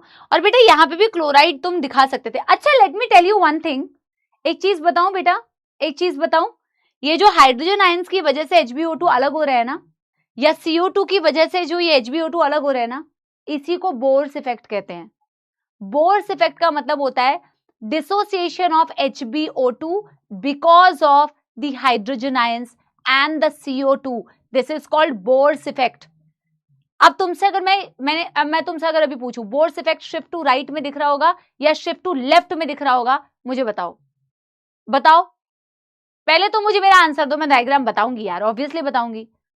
मैंने बोला dissociation of HbO2 because of the hydrogen ions, ये डिसोसिएशन हाइड्रोजन आयंस की वजह से हो रही है, and because of the CO2, this is called as Bohr's effect. तो Bohr's effect shift to right में दिख रहा है या शिफ्ट टू लेफ्ट में दिख रहा है? राइट में, ये शिफ्ट टू राइट है, ये टिश्यूज वाली साइट है।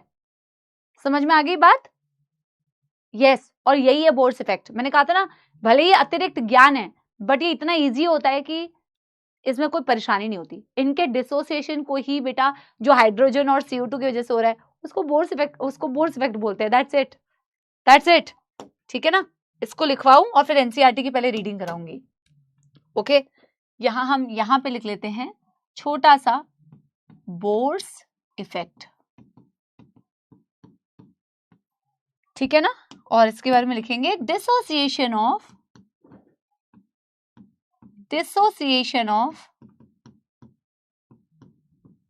HbO2 at tissue due to H plus and CO2. That is it. That's it. खत्म।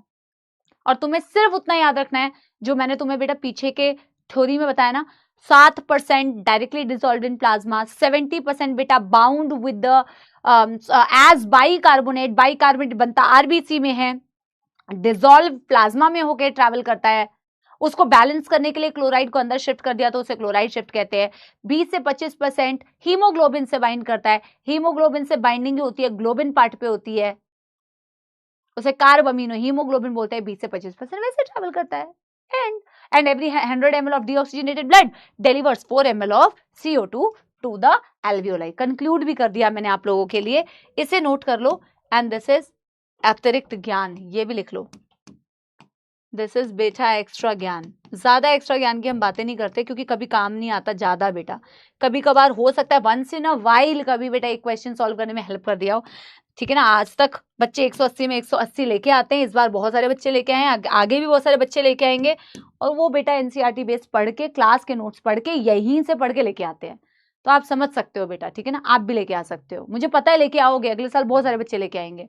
आओ सुनो, CO2 is carried out by hemoglobin as carb amino hemoglobin about 20 से 25%. This binding is related to the partial pressure of CO2.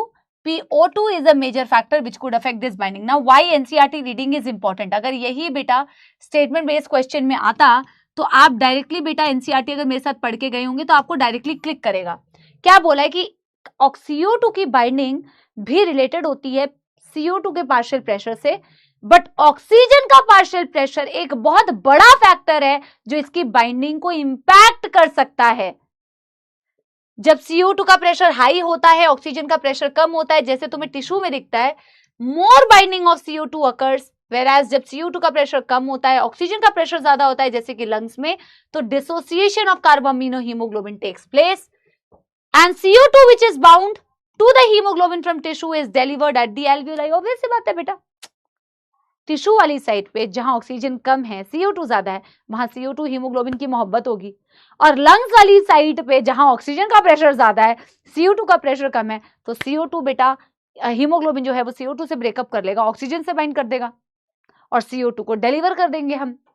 अब देखो क्या बोला है, RBC contain a very high concentration of enzyme carbonic anhydrase and minute quantity of the same is present in the plasma too. Carbonic anhydrase high quantity में present होता है RBC के अंदर और इसकी कुछ क्वांटिटी आपके प्लाज्मा में भी मौजूद होती है। This enzyme facilitates the following reaction in both the direction.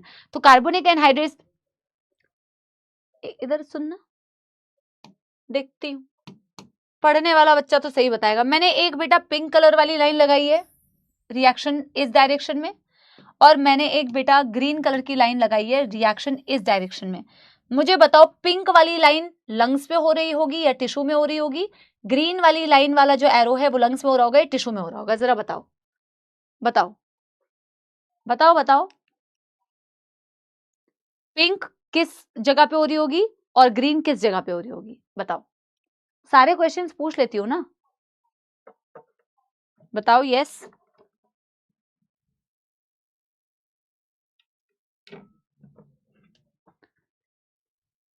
Pink tissue, अच्छा।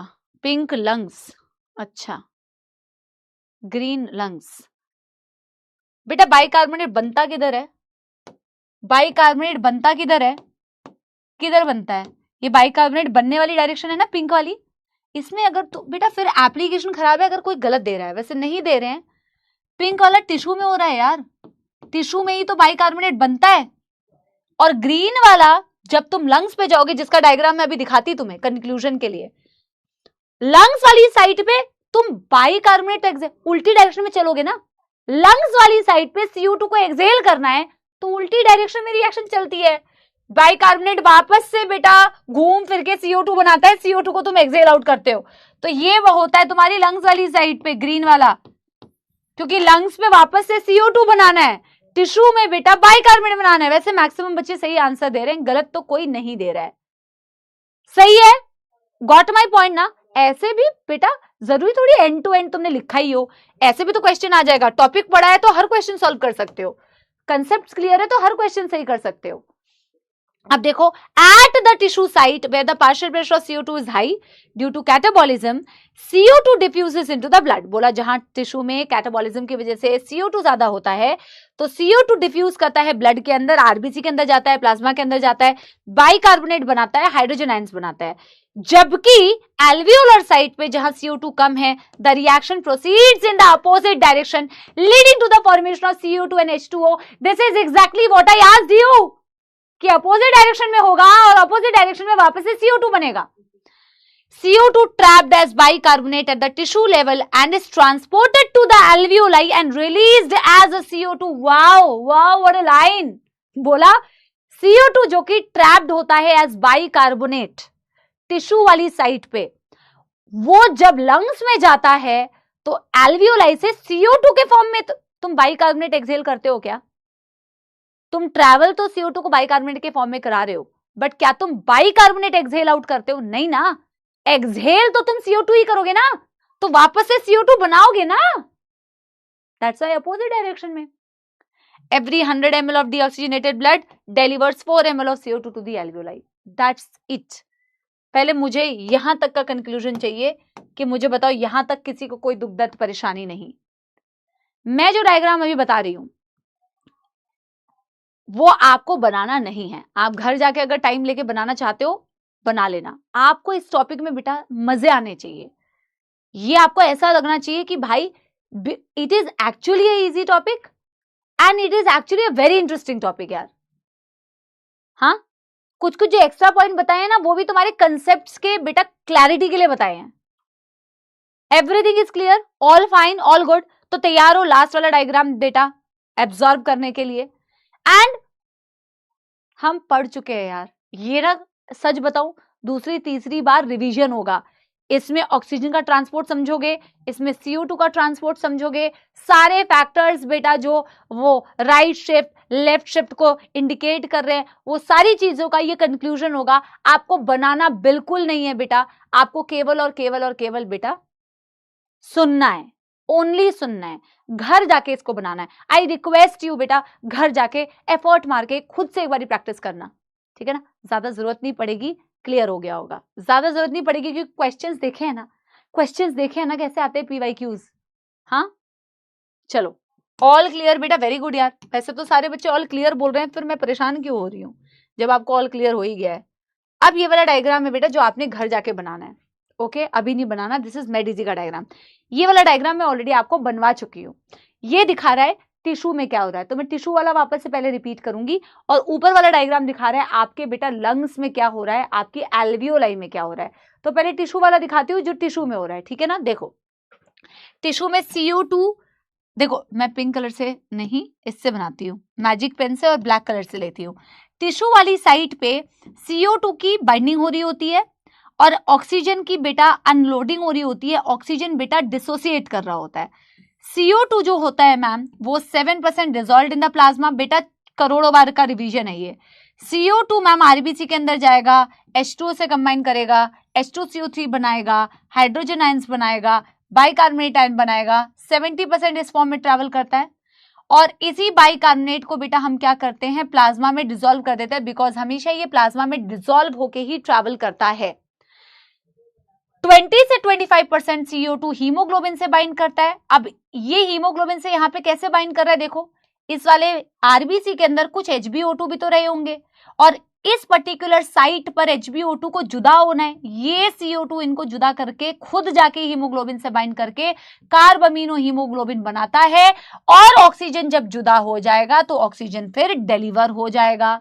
बोलो हाँ या ना। यस। एंड बेटा HbO2 को अलग कराने वाला फैक्टर केवल CO2 नहीं है, बल्कि ये जो हाइड्रोजन आयंस बने थे, ये हाइड्रोजन आयंस भी मैम क्या करते हैं, इस HbO2 को डिसोसिएट कराते हैं।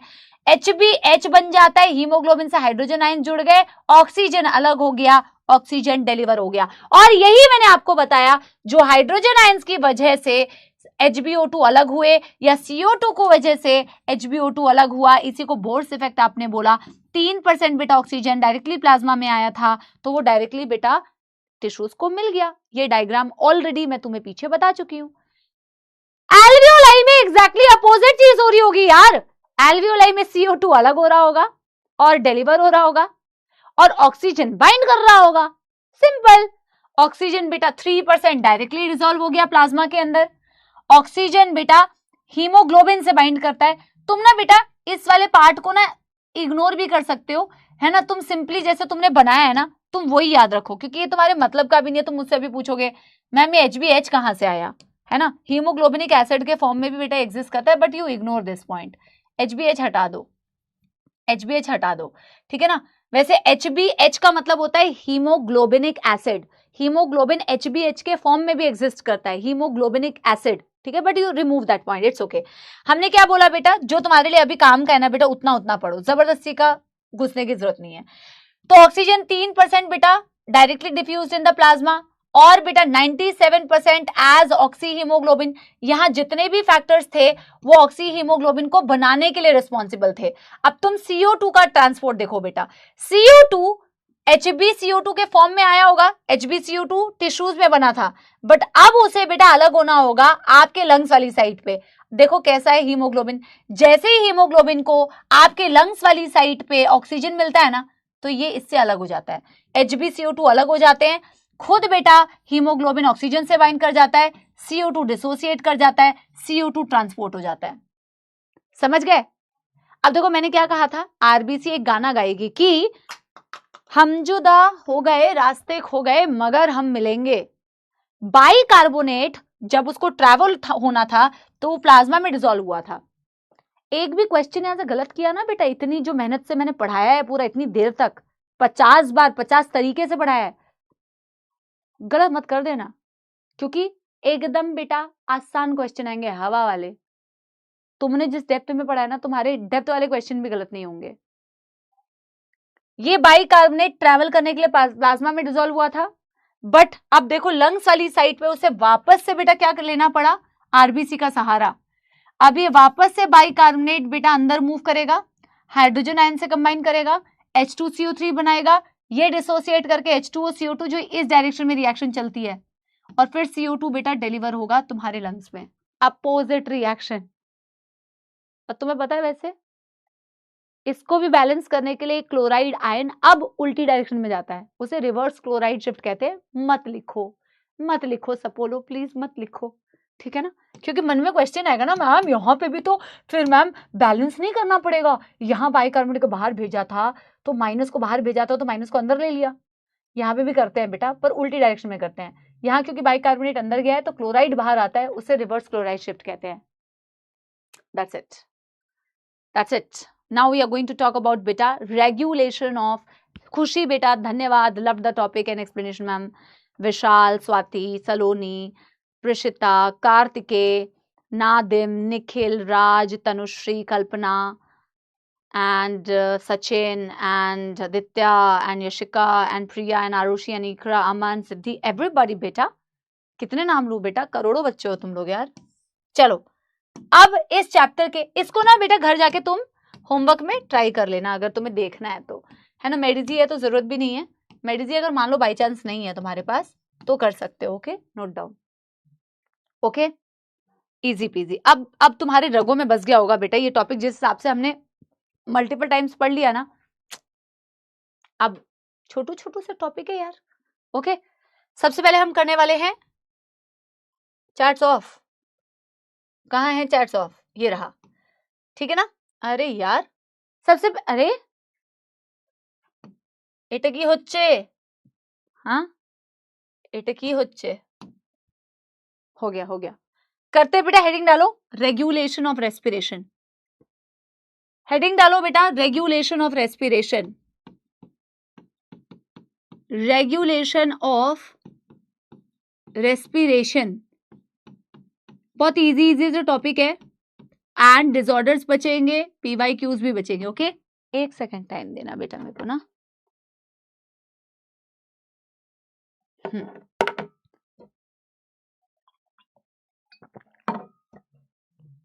रेगुलेशन ऑफ रेस्पिरेशन, आप जो बेटा नॉर्मल ब्रीदिंग कर रहे हैं, आप और मैं अभी जो कर रहे हैं, या हम जो बेटा फोर्सफुल ब्रीदिंग करते हैं, any such breathing is regulated by two mechanisms. One is called as nervous regulation and another one is called as beta chemical regulation. ठीक है ना। पहले तो इसका फ्लो चार्ट बनाते हैं कि, और फ्लो चार्ट ही बनाएंगे मोस्टली बेटा, फ्लो चार्ट बनाएंगे, इजी टॉपिक है, ठीक है यार। ऊपर लिख लिया है तो मैं ऐसे ही फ्लो चार्ट बना देती हूँ ना, ऊपर लिख ही तो लिया है।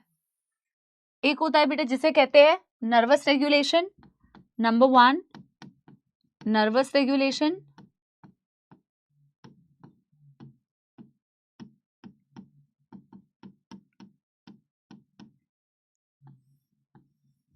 और एक होता है बेटा जिसे कहते हैं केमिकल रेगुलेशन।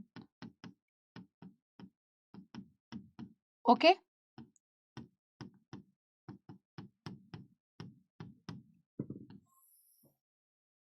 नाउ ऑब्वियसली बेटा नर्वस रेगुलेशन का मतलब होता है तुम्हारा डेफिनेटली नर्वस सिस्टम कहीं ना कहीं बेटा इंक्लूड हो रहा होगा रेगुलेशन ऑफ रेस्पिरेशन के लिए। तो नर्वस रेगुलेशन में 2 सेंटर्स की हम बात करते हैं, केमिकल रेगुलेशन अलग से करेंगे। इस वाले फ्लो चार्ट में हम नर्वस रेगुलेशन को बेटा डिस्क्राइब कर रहे होंगे, केमिकल रेगुलेशन हम अलग से पढ़ेंगे। ओके, नर्वस रेगुलेशन में बेटा बात करते हैं हम 2 सेंटर की। एक होता है हमारा RRC रेस्पिरेटरी रिदम सेंटर, और एक सेंटर होता है हमारा PC यानी कि न्यूमोटैक्सिक सेंटर।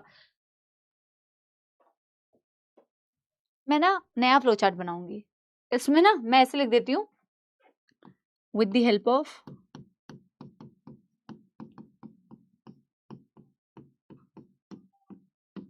नर्वस सिस्टम, यहां ऐसे लिख लो, नया फ्लो चार्ट बनाते हैं। ओके, इधर हम लिखेंगे केमिकल रेगुलेशन का मतलब होता है with the help of chemo receptors, with the help of chemo receptors. बेटा कीमो का मतलब होता है केमिकल, रिसेप्टर्स मतलब ऐसे रिसेप्टर्स जो ऐसे केमिकल्स के प्रति सेंसिटिव हो। with the help of chemoreceptor, receptors that are sensitive for chemicals। कौन से केमिकल्स बेटा अभी बताऊंगी। receptors that are sensitive for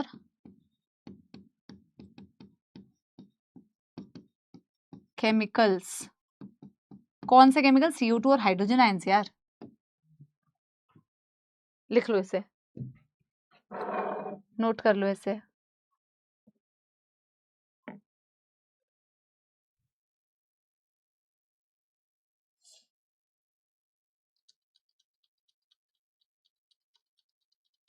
पहले नर्वस रेगुलेशन स्टार्ट करेंगे, ओके?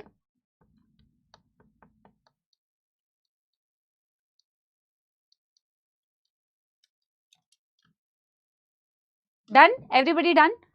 सबसे पहले नर्वस रेगुलेशन करते हैं। नर्वस रेगुलेशन का फ्लो चार्ट बनाते हैं। छोटा सा फ्लो चार्ट है और छोटा सा टॉपिक है बेटा, डायरेक्ट क्वेश्चंस आते हैं। होमवर्क क्वेश्चंस भी दिए थे ना, उनको भी डिस्कस करना है ना फिर। तो नर्वस रेगुलेशन में basically we have two centres, ठीक है? One is called as RRC, ऐसे नहीं, nervous regulation by RRC, respiratory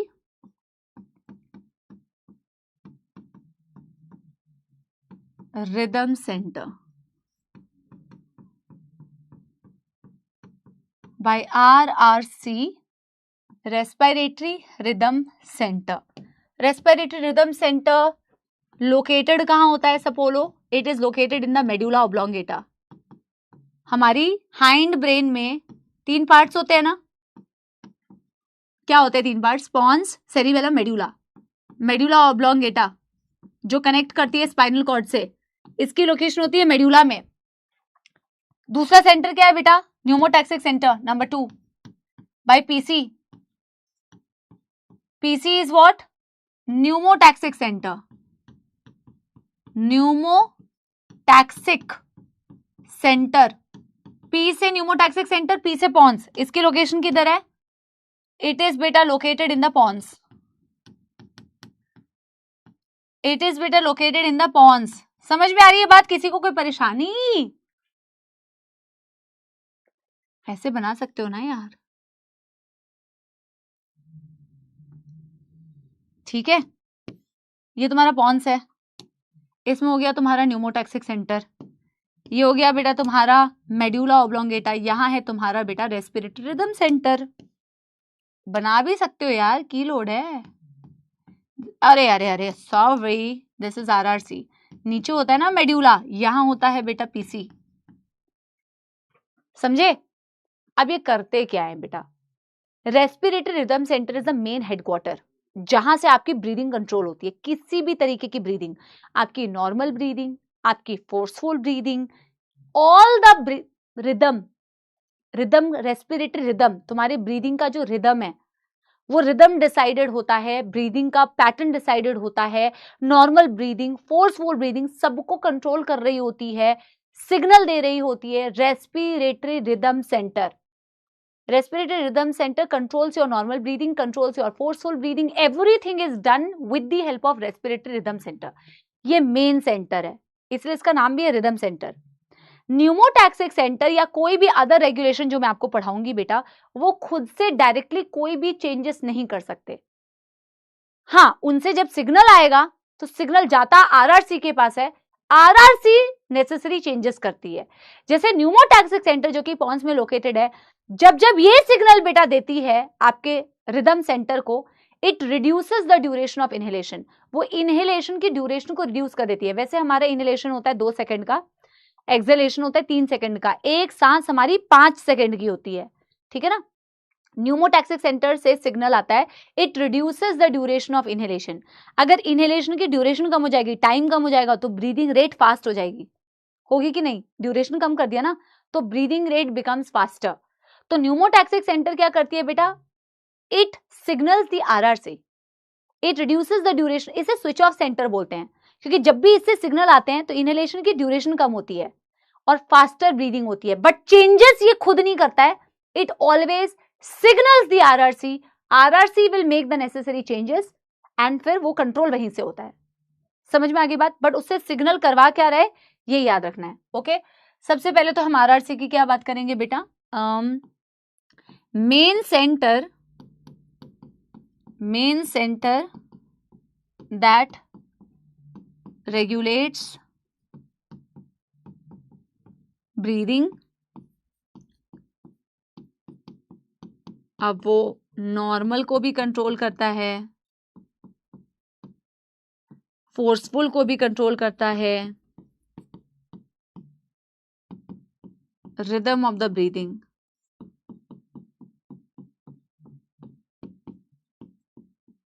आपकी रिदम सेंटर ये काम कर रही होती है, बट हम न्यूमोटैक्सिक सेंटर के बारे में लिखेंगे, also known as switch off centre, also known as बेटा switch off centre, switch off centre, और लिखेंगे signals from this,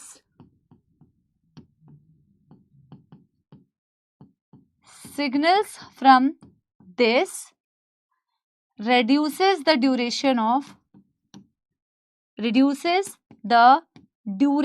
inhalation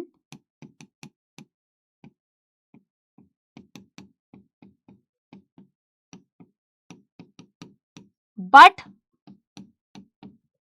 driven by RRC, driven या signaling the RRC,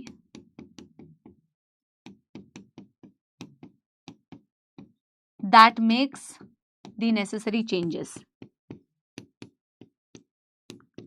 that makes the necessary changes। आप एक point और लिख सकते हो बेटा यहां पे कि अगर ड्यूरेशन ऑफ इनहेलेशन कम होती है, अगर ड्यूरेशन ऑफ इनहेलेशन कम होती है मैमडी, तो ब्रीदिंग रेट फास्ट होता है।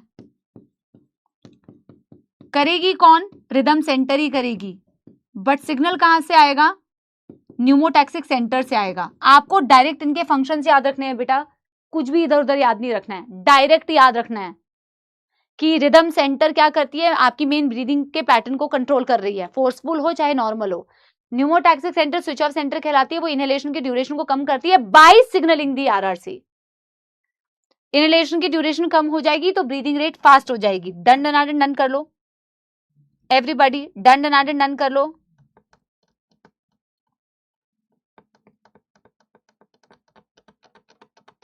और एनसीईआरटी ने ऐसे लाइन में लिखा होगा, it can moderate the function of RRC.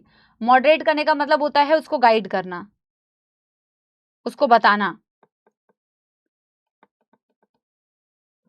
And बेटा ये किसको सिग्नल दे रहे होंगे, एक बात बताओ, ये जो न्यूरल रेगुलेशन हो रहा है मेडुला के थ्रू, रेस्पिरेटरी रिदम सेंटर के थ्रू, किसको सिग्नल दे रही होगी? जो ब्रीदिंग के मसल्स हैं, इंटरकोस्टल मसल्स, डायाफ्राम, ये सिग्नल जा किसको रहे होंगे? Main centre that regulates the breathing.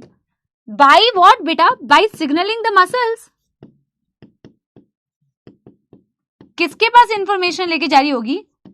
जो मेन ब्रीदिंग के मसल्स है यार, डायफ्राम हो गया, अरे यार घटाना है बढ़ाना है जो भी करना है, मसल्स को ही तो सिग्नल दोगे ना, by signalling intercostal muscles and by signalling diaphragm, उनको ही तो सिग्नल दोगे ना, फिर ही तो बेटा ऊपर नीचे कोई चीज कर सकते हो, क्योंकि डायफ्राम और इंटरकोस्टल मसल से तो कंट्रोल कर रही है। अब जैसे ये नर्वस रेगुलेशन है, वैसे ही बेटा केमिकल रेगुलेशन होता है, जहां हम कीमो रिसेप्टर्स की बात करते हैं। एक होते हैं सेंट्रल कीमो रिसेप्टर्स, एक होते हैं पेरिफेरल कीमो रिसेप्टर्स। हम ये वाला टॉपिक बेटा आज का कंप्लीट करके जाएंगे। मुझे कुछ क्वेश्चंस भी जो होमवर्क में दिए थे वो डिस्कस कर लेंगे, और फिर बेटा हम अगली क्लास में कंटिन्यू करेंगे with the disorders and whatever is left. Okay, this week Sunday आपको तपस्या सीरीज में रिकॉर्ड कर रही होंगी स्ट्रक्चरल ऑर्गेनाइजेशन इन एनिमल्स का, क्योंकि कल रिकॉर्ड कर नहीं सकते हैं, कल 15 अगस्त है, तो वो तो बेटा ओवरऑल ऑफ ही रहता है। तो संडे को करेंगे, आपको मंडे को या ट्यूसडे को अपलोड हो जाएगा आप लोगों के लिए, ठीक है ना। केमिकल रेगुलेशन की बात करें, कीमो रेगुलेशन या केमिकल रेगुलेशन, इसके लिए भी फ्लो चार्ट बनाएंगे।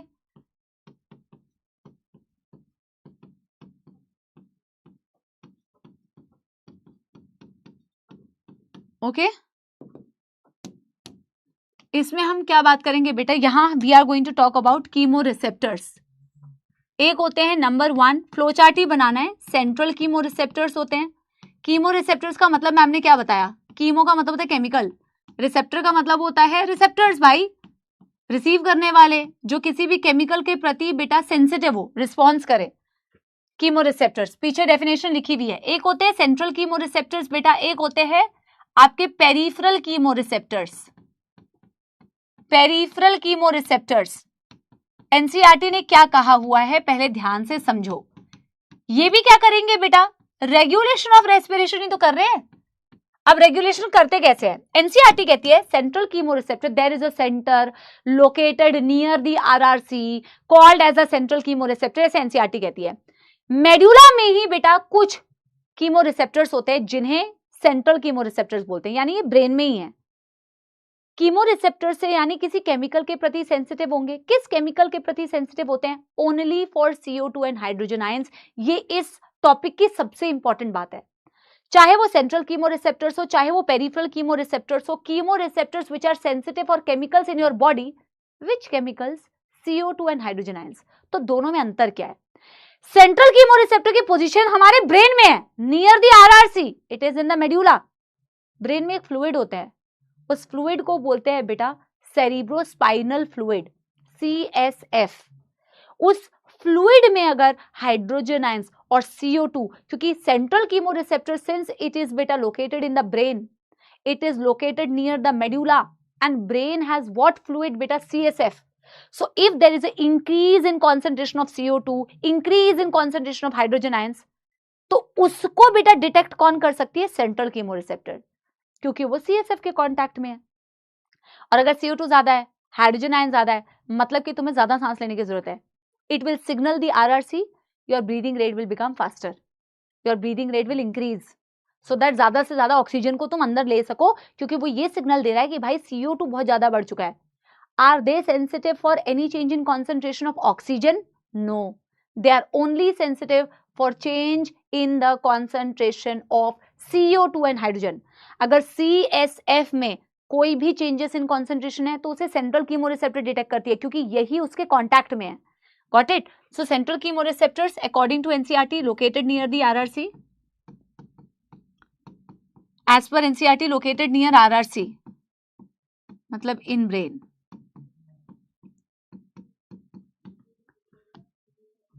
Any changes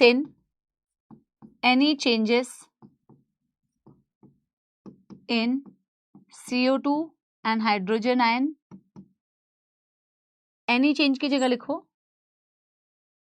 अरे यार increase in, डायरेक्ट लिखो increase in CO2 and hydrogen ion detected or sensitized by them that further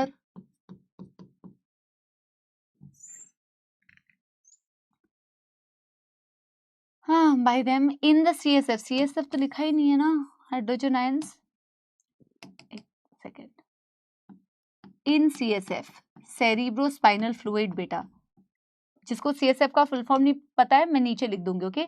change in concentration of बेटा CO2 and hydrogen ion detected by them that further signals RRC, signal तो RRC के पास ही जाएगा, signals RRC, breathing rate fast होगी, oxygen ज्यादा से ज्यादा चाहिए क्योंकि CO2 का लेवल बढ़ चुका है, breathing rate faster. Got it? अगर CO2 ज्यादा हो गया, हाइड्रोजन आयन ज्यादा हो गया, किसमें ज्यादा हुआ? सेरिब्रोस्पाइनल फ्लूइड में, क्योंकि सेंट्रल कीमोरिसेप्टर सेंट्रल है, मतलब ब्रेन में है, मेड्यूला में, RRC के पास है, तो वो CSF में अगर कोई CO2 और हाइड्रोजन आयंस में बेटा ऊपर नीचे, ये उसको डिटेक्ट कर सकती है, और फिर सिग्नल तो ये RRC को ही भेजेगी, सिग्नल RRC के पास जाएगा, RRC will make the necessary changes. Peripheral chemoreceptors कहां होते हैं बेटा? पेरिफेरल कीमोरिसेप्टर्स तुम्हारे नंबर 1 कहलाते हैं आयोटिक बॉडीज, नंबर 1 कहलाते हैं आयोटिक बॉडीज, नंबर 2 कहलाते हैं बेटा कैरोटिड बॉडीज। अब इनके नाम से तुम्हें समझ में आना चाहिए यार, आयोटा एंड कैरोटिड। आयोटा होती है वो ब्लड वेसल जो पूरी बॉडी को बेटा ऑक्सीजनेटेड ब्लड सप्लाई कर रही है, आयोटा की ब्रांच को आर्टरीज कहते हैं, उसमें एक आर्टरी होती है जिसे कैरोटिड आर्टरी कहते हैं, ये कोरोनरी आर्टरी नहीं है, बहुत सारे बच्चे गलत कर देते हैं, ब्लंडर। कोरोनरी तुम्हारे हार्ट को सप्लाई करती है, कैरोटिड तुम्हारे ब्रेन को सप्लाई करती है। तो अगर मैं कह रही हूं there is a chemo receptor जो पेरिफेरल कीमो रिसेप्टर है, जिसको मैं आयोटिक बॉडीज या कैरोटिड बॉडीज बोल रही हूं, तो आयोटिक बॉडीज यानी वो कीमो रिसेप्टर जो तुम्हारे बेटा आयोटा में मौजूद है, कैरोटिड बॉडीज जो तुम्हारे बेटा कैरोटिड आर्टरी में मौजूद है। ये change in concentration of CO2 और हाइड्रोजन आयंस को डिटेक्ट करते हैं जो तुम्हारे ब्लड में चेंजेस हो रहे हैं। और CO2 और हाइड्रोजन ब्लड में ही तो बेटा ऊपर नीचे होंगे ना। None of them is sensitive for oxygen. अगर CSF में बेटा हाइड्रोजन और CO2 का बदलाव हुआ उसको डिटेक्ट करता है सेंट्रल कीमोरिसेप्टर। और आयोटिक बॉडीज और कैरोटिड बॉडीज है कहां? आयोटा में और कैरोटिड आर्टरी में। उसके अंदर क्या है? उसके अंदर ब्लड है। तो अगर ब्लड में बेटा CO2 और हाइड्रोजन आयंस बेटा चेंजेस हो रहे हैं उसको डिटेक्ट करता है आपकी aortic bodies and carotid bodies, the peripheral chemoreceptors. और अगर उसका लेवल बढ़ता है तो वो भी सिग्नल जाता है RRC के पास एंड RRC नेसेसरी चेंजेस करती है। That's it, breathing rate will become faster. That's it, ठीक है ना। तो यहां पहले तो हम लिखेंगे aortic bodies, chemoreceptors in aorta, chemoreceptors in aorta, यहां लिखेंगे chemoreceptors in, chemoreceptor in carotid artery. Carotid artery बेटा the blood vessel supplying to brain, artery supplying to brain.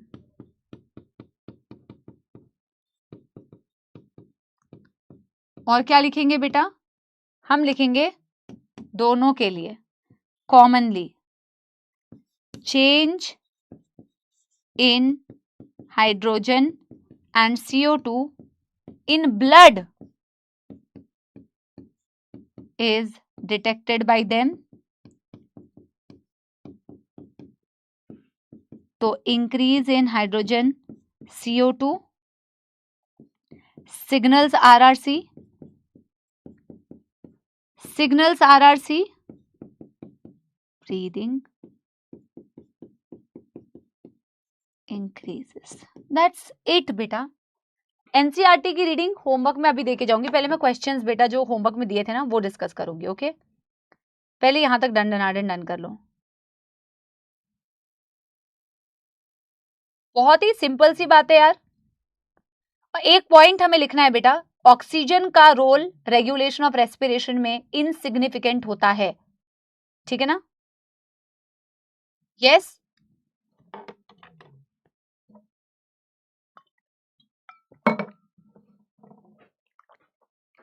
एक सेंट्रल कीमोरिसेप्टर्स थे, एक पेरिफेरल कीमोरिसेप्टर्स थे। ये मेड्यूला में ही है क्योंकि RRC के पास एनसीईआरटी कहती है। आयोटिक बॉडीज आयोटा के अंदर है क्योंकि आयोटिक बॉडीज है यार नाम। This is iota, this is the blood vessel. Iota की ब्रांच है भाई ये। आयोटा की ऐसे ब्रांचेस बनाते हो, ऐसे 3 ब्रांचेस, और एक ब्रांच होती है उसकी कैरोटिड आर्टरी जो ब्रेन को सप्लाई करती है। तो कैरोटिड आर्टरी ब्रेन को सप्लाई करने वाली ब्लड वेसल है। तो ब्रेन के अंदर बेटा तो कैरोटिड आर्टरी के अंदर जो भी बेटा रिसेप्टर्स होंगे वो कैरोटिड बॉडीज कहलाएंगे। आयोटा के अंदर जो भी होंगे वो आयोटिक बॉडीज कहलाएंगे। ये सारे के सारे बेटा change in concentration of CO2 and hydrogen ions को डिटेक्ट करते हैं। बट जो ब्रेन में मौजूद है वो ब्रेन में पाए जाने वाले फ्लूइड के अंदर, यार अगर ब्लड में CO2 और हाइड्रोजन कम है ना तो CSF में भी कम होगा क्योंकि वो ब्लड से ही बनता है। तो अगर बेटा वहां पे चेंजेस हुए CSF में तो उसको सेंट्रल डिटेक्ट करेगा। अगर ब्लड में बेटा चेंजेस हुए तो ये कीमोरिसेप्टर्स ब्लड के कांटेक्ट में है ना गाइज, ये कीमोरिसेप्टर किसके कांटेक्ट में है? ब्लड में। तो अगर ब्लड में कोई भी बेटा चेंजेस हो रहे हैं उसको बेटा आपके पेरिफेरल कीमोरिसेप्टर्स डिटेक्ट करेंगे। And increase in level of CO2 and hydrogen ions detected by all of them, सारे RRC को सिग्नल देंगे, breathing rate will become faster. That's it. मतलब फास्टर मतलब breathing rate increases, that's the right word. Breathing rate increases is the right word. That's it यार, that's it. अब वो वाला point लिखते हैं कि role of oxygen is insignificant. Role of oxygen in regulation of respiration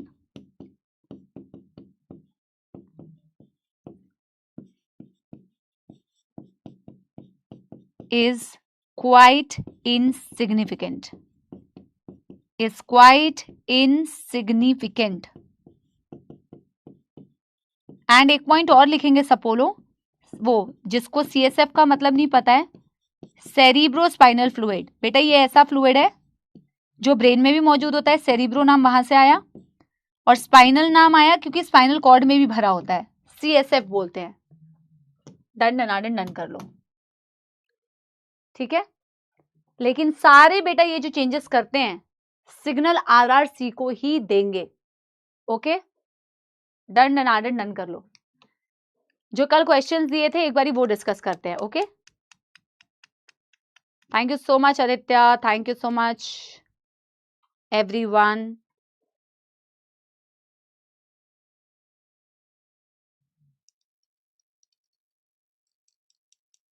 note कर लिया है तो क्वेश्चंस देखें एक बारी। यस, चलो ये आप होमवर्क में रीड कर लेना। डिसऑर्डर्स तो अब हम अगले क्लास में करेंगे। Question number 1, okay, question number 1 on your computer screen. Poll अगर नहीं आएगा सिर्फ आंसर मार्क कर देना। अगर पोल नहीं आएगा बेटा तो आंसर मार्क कर देना, नॉट अ प्रॉब्लम। ओके, चलो आंसर मार्क करना इज इंपॉर्टेंट।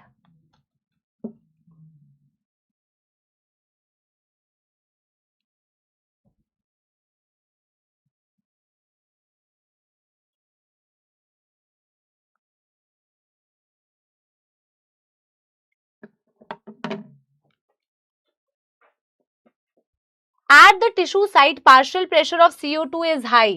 ट्रू बेटा, partial pressure of CO2 high होता है टिश्यू वाले साइड पे। रीजन कह रहा है catabolism causes increase in partial pressure of CO2 at tissues. Both assertion reason are correct and reason is the correct explanation. Tissue वाली side पे बेटा CO2 का पार्शियल प्रेशर कैसे ज्यादा होता है? CO2 का प्रेशर इसलिए ज्यादा होता है क्योंकि वहां कैटाबॉलिक रिएक्शन होती है। कैटाबॉलिक रिएक्शन होगी, ऑक्सीजन यूज होगा, CO2 बढ़ेगा, CO2 का partial pressure definitely more. Both assertion reason are correct. Reason is the correct explanation. Option A is the correct answer. Let us see. Very good यार। चलो, राज, तकवीर, नितेन, मनमीत, हिमांशु, उतालिका दास, परी, अभय, Anshika and Shiva, शाबाश यार, very good यार, very very good. करते question number 2। Question number 2 करो।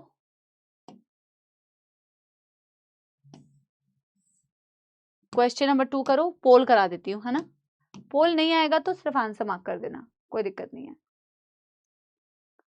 करो।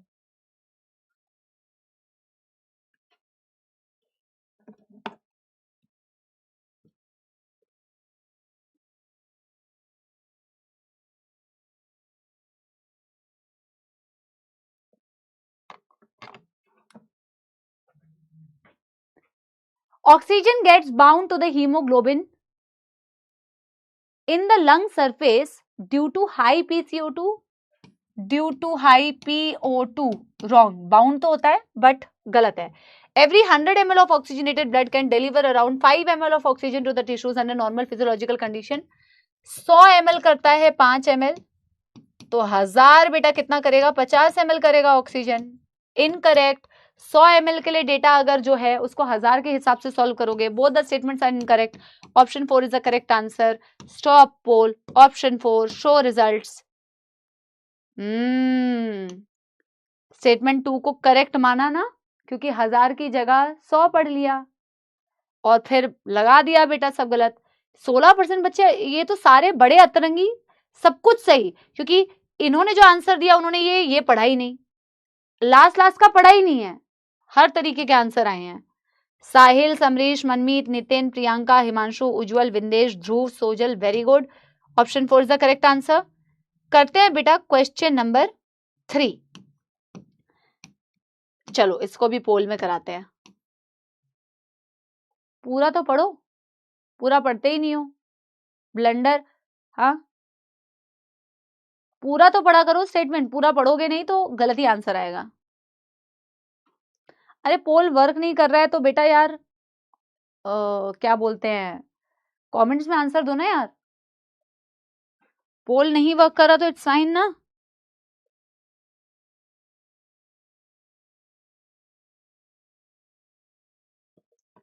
बोला है कि a large proportion of oxygen remains unused in the human blood even after its uptake by the body tissue।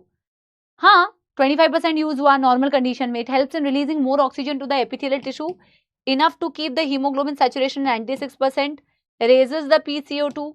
It act as a reservoir during exercise. बेटा अचानक से तुम्हारे पास बेटा कोई चीज नहीं आ जाएगी ना, तो जब तुम्हारी बहुत ज्यादा कोई स्ट्रेनस एक्टिविटी होगी, उस वक्त में अगर तुम्हें इमीडिएट ऑक्सीजन की सप्लाई चाहिए, तो ये रिजर्वॉयर की तरह एक्ट करता है, रिजर्व की तरह एक्ट करता है, बैंक बैलेंस की तरह काम करता है। Poll stop, option D show results. 68% बच्चे, ये तो पता नहीं अपने ही मन से पता नहीं कौन से आंसर दे रहे हैं। ये कब पढ़ा दिया है मैंने कि to keep up the saturation, ये क्या है ये? वेरी गुड यार, साहिल, तकवीर, दाल तड़का, निशांत, उमर, अंशिका, नितेन, शांभवी, हिमांशु, मनमीत, वेरी गुड। करते हैं ऑप्शन 4। अगला क्वेश्चन बेटा डायरेक्ट बिना उसके पोल के ही डायरेक्ट आंसर दे दो। क्वेश्चन नंबर करते हैं 4। ओके, बिना पोल के आंसर दो। Oxygen dissociation curve will show a shift to right. Right shift का मतलब होता है डिसोसिएशन, तो डिसोसिएशन हाई PCO2, यही है आंसर। CO2 ज्यादा होता है ना टिश्यू वाले साइड पे, ऑक्सीजन कम होता है, CO2 तो ज्यादा होता है। CO2 ज्यादा होगा, हाइड्रोजन ज्यादा होगा, यानी option 1 is the correct answer. ठीक है, करते हैं बेटा क्वेश्चन नंबर 5। ये वाला करो पहले। करते हैं question number 5। What is the approximate partial pressure of oxygen in the systemic artery? Away from heart, यानी ऑक्सीजनेटेड ब्लड, ऑक्सीजनेटेड ब्लड में ऑक्सीजन का पार्शियल प्रेशर पूछा है 95, ऑप्शन 4 है ना। एक इसका आंसर दे रहे हो यार, हाँ ठीक है, इसका आंसर नहीं है ना, हाँ इसका आंसर 95 है। ऑक्सीजनेटेड ब्लड में बेटा 95, option 4 is the correct answer. इस वाले क्वेश्चन के लिए पोल कराती हूँ। दिस इज क्वेश्चन नंबर 6, इसके लिए पोल कराऊंगी, थोड़ा सा देखते हैं। चलो करो, पढ़ो और करो।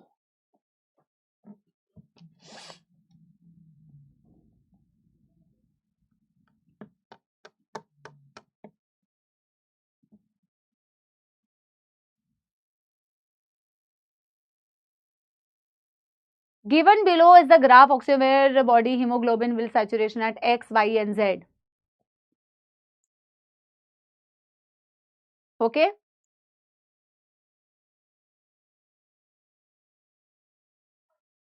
X पे बेटा मैक्सिमम सैचुरेशन दिख रही है, मैक्सिमम सैचुरेशन तुम्हारे लंग्स में दिखती है, यानी ऑक्सीजनेटेड ब्लड में दिखेगी। ऑक्सीजनेटेड ब्लड होती है तुम्हारी पल्मोनरी वेन। आंसर ऐसे ही मिल गया यार, ऑप्शन सी। हाँ आंसर तो ऐसे ही मिल गया। मैक्सिमम सैचुरेशन तुम्हारे लंग्स में दिखती है, मैक्सिमम सैचुरेशन तुम्हारे लंग्स में दिखती है, यानी कि बेटा जहां तुम हर 100 ml ब्लड के लिए 20 ml ऑक्सीजन कैरी करके लेके आते हो, पल्मोनरी वेन, है ना। समझ में आ गई बात। सिस्टमिक वेन टिश्यूज से बेटा डीऑक्सीजनेटेड ब्लड को कैरी करके टुवर्ड्स द हार्ट लेके जाता है। 75% सैचुरेशन बताया था ना, this is approximately 75% saturation. Y is the systemic vein, Y is the systemic vein. Question समझो, अच्छा क्वेश्चन है, इजी क्वेश्चन है। मैंने कहा था at normal physiological condition where will the इसमें कुछ दिया भी नहीं है। Y is the 75% saturation.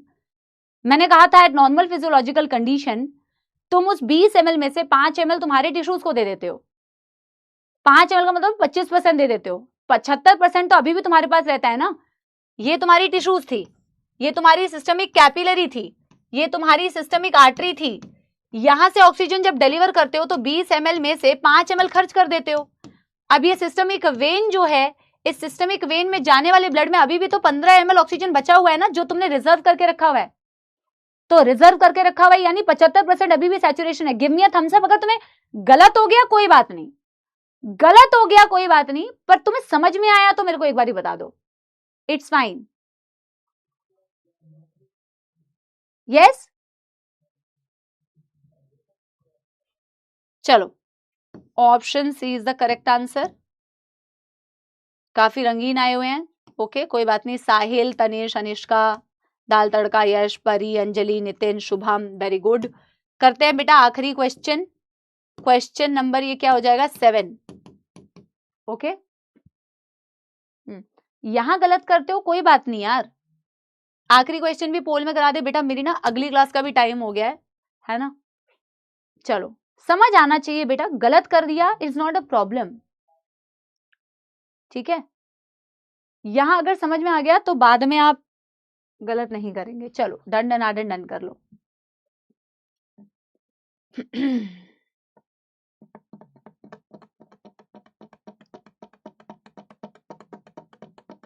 ये तो इजी है।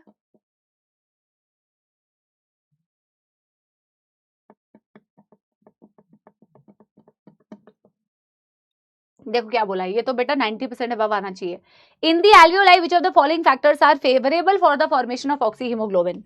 यार फेवरेबल फैक्टर्स पूछे हैं, हाई PO2 1 तो है ही, 1 तो है ही, लो PCO2, लो PCO2 भी है ही यार, 2 भी है ही, CO2 कम होगा तो हाइड्रोजन आयंस भी कम होंगे, यस, तो 3 भी है ही, 3 भी है ही, हटा दो, है ना। एल्वियोलाई में लो टेम्परेचर है, मेमोरी लो टेम्परेचर भी है ना, लेकिन हाइड्रोजन आयंस अगर कम है तो pH ज्यादा, है ना, हाइड्रोजन आयन ज्यादा होते हैं तो pH कम, तो यानी कि 1 2 3 4, ओके, गॉट इट। ऑप्शन 2, 4 क्यों आंसर दे रहे हो यार, 4 क्यों आंसर दे रहे हो, ये समझ में आया कि नहीं आया यार। फेवरेबल मतलब तुम्हारे बेटा ऑक्सी हीमोग्लोबिन की बाइंडिंग, ऑक्सी हीमोग्लोबिन की बाइंडिंग तुम्हारे लंग्स पे होती है, लंग्स पे बेटा ऑक्सीजन ज्यादा है, CO2 कम है, हाइड्रोजन आयंस कम है, टेम्परेचर कम है, pH ज्यादा है ना, ये इसमें कौन सी ब्लंडर करते हो भाई, और फिर कहते हो ब्लंडर ओपी, कौन सी ब्लंडर है भाई, देखना बेटा ये कोई गलत करने वाला क्वेश्चन था, ये कोई गलत वाला क्वेश्चन था, पोल नहीं आ रहा है मत बताओ। Takveer, Sahil, Dal Tadka, Nimrit, Anshika, Utalika, Aditya, Shubhak, Deepam, Shubham, very good. Leaderboard देख लो, साहिल, ये नाम मेरे को नहीं दिख रहा है, हिमांशु, अंशिका, निमृत, उत्कालिका, परी, तकवीर, शांभवी, ओके। हाँ नहीं बेटा, ये वाला दीज क्वेश्चन आर तो वेरी इजी यार, इसी टाइप के क्वेश्चन आते हैं, है ना। तुम ये वाले क्वेश्चन में अगर गलती करोगे तो फिर कैसे चलेगा। चलो अब मैं बेटा जा रही हूँ, मेरी ना अगली क्लास भी है, बैक टू बैक है ना। अगर पोल सही नहीं आ रहा था तो अलग बात है, do let me know in the comment section बेटा कि हाँ pH और हाइड्रोजन आयन कंसंट्रेशन अपोजिट होते हैं, बिल्कुल, उसमें भी अगर तुम गलत करोगे, मनमीत नाम था बच्ची का, नाम मनमीत है, ठीक है। चलो थैंक यू सो मच बेटा, do let me know in the comment section. अब तो हम अगले हफ्ते मिलेंगे, शाबाशियां गाना सुनना है, चलो शाबाशियां गाना सुना देते हैं आप लोगों को, ठीक है। अब हम अगली क्लास में मिलेंगे जो कि अगले हफ्ते होगी, तब तक बेटा अच्छे से पढ़ाई करो तुम लोग, ओके। तो मोटिवेशनल गाना सुना दिया जाए, और मुझे जरूर बताना बेटा, इतने जो मैंने एफर्ट्स मारे हैं तुम लोगों के लिए, इतना जो एक्स्ट्रा टाइम लगाया मैंने तुम लोगों के लिए, 400 डायग्राम बनवा दिया मैंने तुम लोगों के लिए, 400 का मतलब 4 होता है, एटलीस्ट पढ़ने वाले बच्चे बता दिया करो बेटा कि ये एफर्ट्स जो एक्स्ट्रा मारे जाते हैं आप लोगों के लिए, वो तुम्हें सच में बेटा काम आते हैं कि नहीं आते हैं। ऐसे नहीं तो वैसे पढ़ाया, वैसे नहीं तो ऐसे पढ़ाया, ऐसे नहीं तो वैसे पढ़ाया, ठीक है। इंडिपेंडेंस डे का गाना सुनना है, हैप्पी इंडिपेंडेंस डे आप लोगों को भी बेटा, आई होप कि हम सब इंडिपेंडेंट बन जाए ठीक है, आई होप कि हमें रियल इंडिपेंडेंस फील हो हमारे इंडिया में, ओके।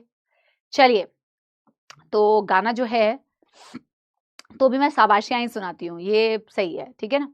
कि कहते थे लोग जो काबिल नहीं है तू, देंगे वही सलामियां, दिल थाम के जहां देखेगा एक दिन तेरी भी कामयाबियां, करके दिखा कमाल वो, आके जमीन पे दे के जाए आसमां, शाबाशियां शाबाशियां शाबाशियां शाबाशियां शाबाशियां। तो इतनी शाबाशियों के लिए बेटा पढ़ाई करनी पड़ेगी, पढ़ाई से कोई एक्सक्यूजेस नहीं, अगर कोई भी चीज होती है वापस come back, see the lecture and work really hard, वहां पे बैठ के खुद मेहनत करनी है, okay. Thank you so much, love you all बेटा, मिलते हैं अगले हफ्ते, tata bye bye, thank you.